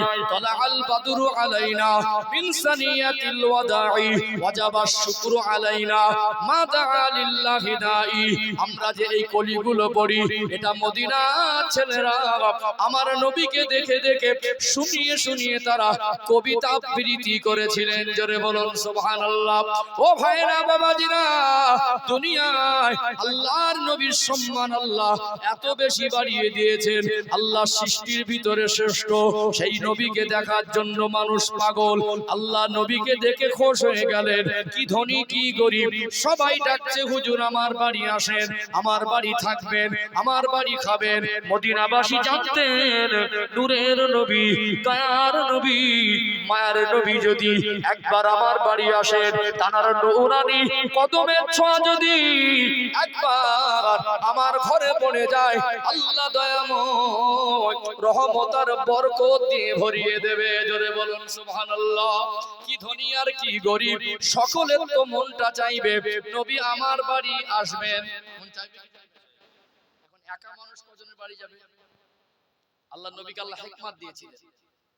ইব্রাহিম আলাইহিস সালাম কাবা ঘর তওয়াফ করে, কাবা ঘর মেরামত করে, আল্লাহর হুকুমে কাবা ঘরকে মেরামত করে আল্লাহর কাছে দোয়া চেয়েছিলেন, রব্বানা ওয়াবাস ফীহিম রাসূলাম মিনহুম ইয়াতলু আলাইহিম আয়াতিকা ওয়া ইউআল্লিমুহুমুল কিতাবা ওয়াল হিকমাতা। হিকমতের যে কথাটা, এটা আল্লাহ পাক আমার হাবিবের ভিতরে হিকমত দিয়েছিলেন, যেটা এক্সট্রা বুদ্ধি। আল্লাহ নবী ভাবলেন, আমি যদি নিজের ইচ্ছায় কারোর বাড়ি যাই, লোক বলবে হুজুর তো মনে আমি গরিব বলে ধনীর বাড়ি গেছে, গরিবের বাড়ি আসেনি। সবে ঢুকেছেন, এখন মদিনায় গিয়ে থাকা শুরু করেননি। মানুষের মধ্যে প্রশ্ন হবে, নবী মনে হয় গরিবদের নবী না ধনীদের নবী, আমি ডেকেছি আসেনি, আর ধনী মানুষ ডেকেছে গেছে। হয়তো ডাকলেন, যার বাড়ি গেল সে ধনী হলো, মানুষ সন্দেহ করবে না? নবী বললেন, আমি নিজের ইচ্ছায় কারোর বাড়ি যাব না। আমার কাসওয়া উট, এই অবলা জীব, এ নিজের ইচ্ছায় যার বাড়ি গিয়ে দাঁড়াবে, যার বাড়ির ধারে গিয়ে বসে পড়বে, আমি তার বাড়ির মেহমান হব। জোরে বলুন। আল্লাহর আসমানের নিচে জমিনের উপরে অত দামি মেহমান কিয়ামত পর্যন্ত আর হবে না। আল্লাহ রাসূল হলেন প্রথম পৃথিবীর শ্রেষ্ঠ মেহমান। আর আল্লাহর নবী সাহাবী হযরত সাইয়্যিদনা আবু বকর সিদ্দিক রাদিয়াল্লাহু আনহু, যিনি উম্মতের মধ্যে অন্যতম শ্রেষ্ঠ, এই আবু বকর সিদ্দিক রাদিয়াল্লাহু আনহু আমার নবীর সফর সঙ্গী। অতএব এই দুটো মেহমানের মতো দামি মেহমান পৃথিবীতে আর কিয়ামত পর্যন্ত হবে না। হযরত আবু আইয়ুব আনসারী রাদিয়াল্লাহু আনহুর বাড়ির সামনে গিয়ে আল্লাহর নবীর উট কাসওয়াটা দাঁড়িয়ে গেল। নবী মেহমান হলেন আবু আইয়ুব আনসারী হুজুরের বাড়ি। নিজের ঘর বাড়ি আগে নয়, আগে মসজিদে নববী শরীফ নির্মাণ করলেন। কিছু অসহায় অনাথ সর্বহারা সাহাবী ছিলেন, তাদেরকে থাকার ব্যবস্থা হিসাবে আল্লাহর নবী সাল্লাল্লাহু আলাইহি ওয়াসাল্লাম আসহাবে সুফফা নির্মাণ করলেন। নবী যখন চলে গেছেন মক্কা থেকে মদিনায়, মক্কায় কিছু সাহাবী ছিলেন, কি ছিলেন? ছিলেন না, এরা থেকে গিয়েছিলেন। ও ভাইজানেরা, সোনার মানিক যুবকেরা, আব্বারা মায়েরা, আল্লাহ নবী যখন মদিনায় চলে গেলেন, কাফেররা শত চেষ্টা করে আল্লাহ নবীকে তারা ধরতে পারল না। আল্লাহ নবী চলে যাওয়ার পরে মক্কার কিছু সাহাবী ছিলেন, তাদের জীবনটা ছিল অত্যন্ত কঠিন পরিস্থিতিতে। কেননা একটা পরিবারে সবেমাত্র একজন মুসলমান হয়েছেন, বাবা মা মুসলমান নয়, স্ত্রী বাচ্চারা মুসলমান নয়, কিন্তু তিনি ঈমান এনেছেন। এরকম সাহাবী ছিলেন কি ছিলেন না? এমনও মানুষ এসেছেন স্বামী মুসলমান হয়েছেন, স্ত্রী মুসলমান হয় নাই, এমনও মানুষ ঈমান এনেছেন, ভাই মুসলমান হয়েছে আর ভাইরা মুসলমান হয় নাই। আল্লাহ নবী চলে যাওয়ার পরে রাস্তার ধারে লোক লাগিয়ে দেওয়া হলো। তারা বলতে লাগলো, মক্কার কাফেররা বলতে লাগলো, মুহাম্মাদুর রাসূলুল্লাহ, সকলে বলুন সাল্লাল্লাহু আলাইহি ওয়াসাল্লামের অনুসারী যারা আছে, যারা মুসলমান আছে, এদেরকে আটকে রাখা যাবে না, এরা সব চুরি করে পালাবে। রাস্তার ধারে লোক ফিট করে রেখেছে, এদেরকে মদিনায় যেতে দিবি না। মানুষ রাস্তার ধারে দাঁড়িয়ে, এর ভিতর থেকে মক্কায় কিছু সাহাবী ছিলেন, তারা আমার নবীকে জান প্রাণ কলিজা দিয়ে ভালোবাসতেন। কয়েকদিন হয়ে গেল আল্লাহ নবীর পূর্ণিমার চাঁদের মতো চমকানো চেহারাটা দেখা হলো না। আর বিবি ভালো লাগে না, বাচ্চা ভালো লাগে না, আব্বা মা ভালো লাগে না, ঘর সংসার ভালো লাগে না। সিদ্ধান্ত নিয়ে নিল, একবার যত কষ্ট হোক, যেভাবে হোক মদিনায় চলে যাব, আল্লাহ নবীর চাঁদ মুখটা দেখব। তারা চুরি করে লুকিয়ে লুকিয়ে মদিনার রাস্তায় বেরিয়ে যাচ্ছেন। তাদের রেখে যাওয়া ঘর বাড়িগুলো কাফেররা লুটপাট করে ভাগাভাগি করে নিচ্ছেন। এমন সাহাবী ছিলেন, অভাব ছিল না, মালের অভাব নেই, দামি দামি পোশাক পরে ঘুরতো, কাছে টাকা পয়সা ছিল, কিন্তু রাস্তায় চেকিং চলছে। কিছু জামা কাপড় সাথে নিলে, খাদ্য সাথে নিলে, টাকা পয়সা সাথে নিলে সন্দেহ করবে। পরে নিলেন পুরনো কাপড়, কাছে তেমন কোনো খাদ্য বস্তু নেই, সন্দেহ যাতে না করে ওইভাবে বেরিয়ে গেলেন। কয়েকদিনের রাস্তা, অনাহারে থেকে ক্ষুধার জ্বালা যন্ত্রণা, পিপাসায় কাতর হয়ে, ক্লান্তির ছাপ নিয়ে, চোখ ভরা পানি নিয়ে মদিনায় পৌঁছে আল্লাহ নবীকে কলিজা ভরে সালাম দেয়, আসসালাতু আসসালামু আলাইকা ইয়া রাসূলুল্লাহ, আসসালাতু আসসালামু আলাইকা ইয়া হাবিবাল্লাহ। আল্লাহ নবী চেহারা মোবারকটা ঘুরিয়ে দেখলেন, এই লোকটা অনেক ধনী মানুষ, আজকে তার পরনে কেন ছেঁড়া জামা, চেহারায় ক্লান্তির ছাপ, মরুভূমির ধুলাবাড়িগুলো, তার চেহারাটা ঝাপসা হয়ে গিয়েছে। নবী আমার সালাম দিয়ে সাহাবীকে বুকে জড়িয়ে ধরে, ও বাবা সাহাবী, তোমার অবস্থা এমন কেন? ইয়া রাসূলুল্লাহ, মক্কার কাফেররা আসতে দেয় না, সঙ্গে কিছু নিতে পারিনি, আপনার চাঁদ মুখটা না দেখে থাকতে পারি না। আল্লাহ নবীর কাছে একে একে এমনি করে মক্কা থেকে সাহাবারা চুরিয়ে করে পালিয়ে গিয়েছিলেন না, জান নাই? এখানে তাদের ঘর বাড়ি নেই, তাদের বিবি বাচ্চা কেউ নেই, আত্মীয় স্বজন কেউ নেই, শুধু নবীর ভালোবাসায় চলে গেলেন। আল্লাহ নবী নামাজের পরে সাহাবাদের নিয়ে বসতেন, কিন্তু সাহাবার সংখ্যা, মক্কা থেকে কিছু সাহাবী হিজরত করে আসার পরে বেশ কিছু সাহাবার জন্য থাকা খাওয়ার ব্যবস্থাটা কঠিন হয়ে যাচ্ছে।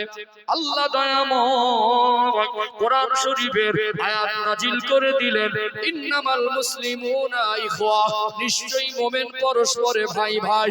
নবী আমার আয়াতে কারিমা শুনিয়ে দেওয়ার পর মসজিদে নববী শরীফে খুশির জোয়ার উঠে গেল। মদিনাবাসীর দিল কেমন, মদিনার মানুষ কত ভালো। তারা আল্লাহর নবীকে বললেন, ইয়া রাসূলুল্লাহ, ইয়া হাবিবাল্লাহ, ওরা আমাদের মায়ের পেটের ভাই নয়, ওদের সঙ্গে কোনো আত্মীয়তার সম্পর্ক নাই। ওরা বিবি ছেড়ে, বাচ্চা ছেড়ে, আব্বা মা ছেড়ে, ব্যবসা ছেড়ে, ঘর বাড়ি সুখের জীবন ছেড়ে শুধু পুরনো ছেঁড়া কাপড় পরে চলে এসেছে। ওরা তো আমাদের ভাই। আল্লাহ যখন মুসলমানে মোমেনে ভাই ভাইয়ের সম্পর্ক করে দিয়েছে, আমরা সুখে শান্তিতে বিবি বাচ্চা নিয়ে থাকবো, ওনারা অনাহারে থাকবে, আমাদের ভাইদের কষ্ট আমরা সহ্য করব না। মদিনার মানুষ বলেন, হুজুর আমার ঘরে দুটা রুম, একটা রুমে আমি থাকবো আর একটা রুম আমার একটা মুহাজির ভাইকে দিয়ে দেবো। আর একজন সাহাবী বলেন, হুজুর আমার খেজুরের বাগান বাগান আছে, অর্ধেকটা বাগান আমি করব, অর্ধেকটা একটা মুহাজির ভাইকে দিয়ে দেব। কিছু মদিনার সাহাবী বললেন, আমার কাছে জমা করা কিছু অর্থ আছে, অর্ধেকটা আমি রাখবো, অর্ধেকটা একটা ভাইকে দিয়ে দেব। এমনি করে একজন সাহাবী বলতে লাগলেন, তদানীন্তন সময়ে একজন, দুইজন, তিনজন, একের অধিক বিবাহর প্রচলন ব্যাপক পরিমাণে আরবে ছিল। আজও আরবের তথ্য বলছে ওরা একাধিক বিবাহে অভ্যস্ত। ও ভাইরা বাবাজিরা, আরবের জমিনে তখন একটা মানুষের 3টে 4টে বিবি, তারা বিবি বাচ্চা ছেড়ে সর্বস্ব ছেড়ে এসেছে। তাদের জীবন সঙ্গিনী দরকার আছে না নেই?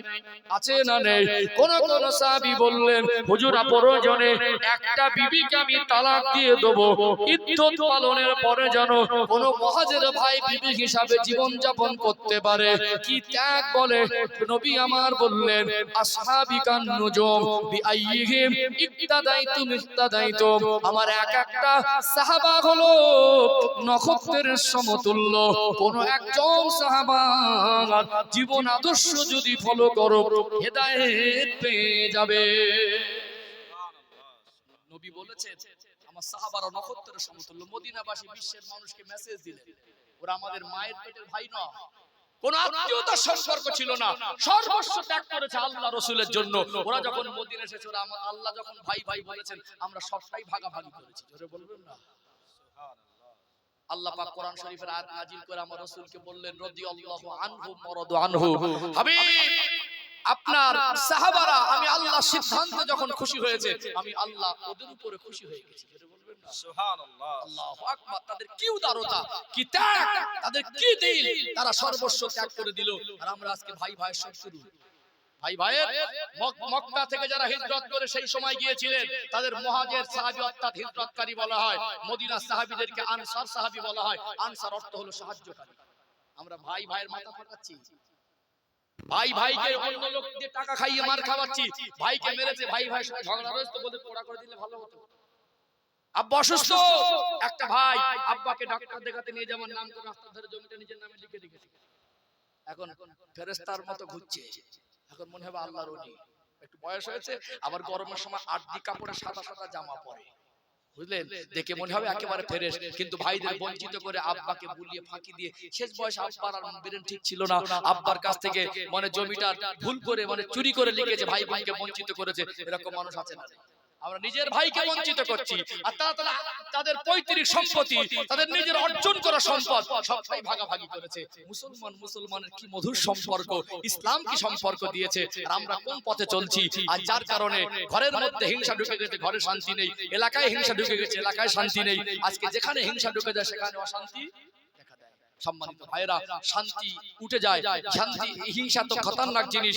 হিংসা থেকে অশান্তি আসে, হিংসার থেকেই অশান্তির উৎপত্তি শুরু। কথা কি বুঝতে পেরেছেন? হিংসা ত্যাগ না পর্যন্ত এই জাতির উন্নতি সম্ভব নয়। আমরাই লড়াই করছি, আমরা টানাটানি করছি, আমরা নিজেরাই পোতাপতির চেষ্টা করছি, তা বড় আগে বাড়বো। আল্লাহ আমাদের বোঝার তৌফিক দান করেন, বলেন আল্লাহুম্মা আমিন। আমি চেষ্টা করছি, আমি মেহমান হিসেবে যেমন আবেদন করেছেন, কিছু একটা আল্লাহর ওলির ঘটনা ইনশাআল্লাহ আমি আনবো। আমি আর দুটো পয়েন্ট বলে দেই ইনশাআল্লাহ। আর দুটো পয়েন্ট বলি, আর দুটো পয়েন্ট। হ্যাঁ, সম্মানিত ভাইরা, সবথেকে বড় জিনিস দলমত ছিল, আছে, কিয়ামত পর্যন্ত থাকবে, এর নিষ্পত্তি সম্ভব নয়। আমি রবিউল ইসলাম যদি শরিয়াতের কোনো ভুল ব্যাখ্যা করি, পৃথিবীতে যে কোনো আলেম যারা শরিয়াতের পণ্ডিত, সে আমার সমালোচনা করবে শরিয়াতের মাপকাঠি।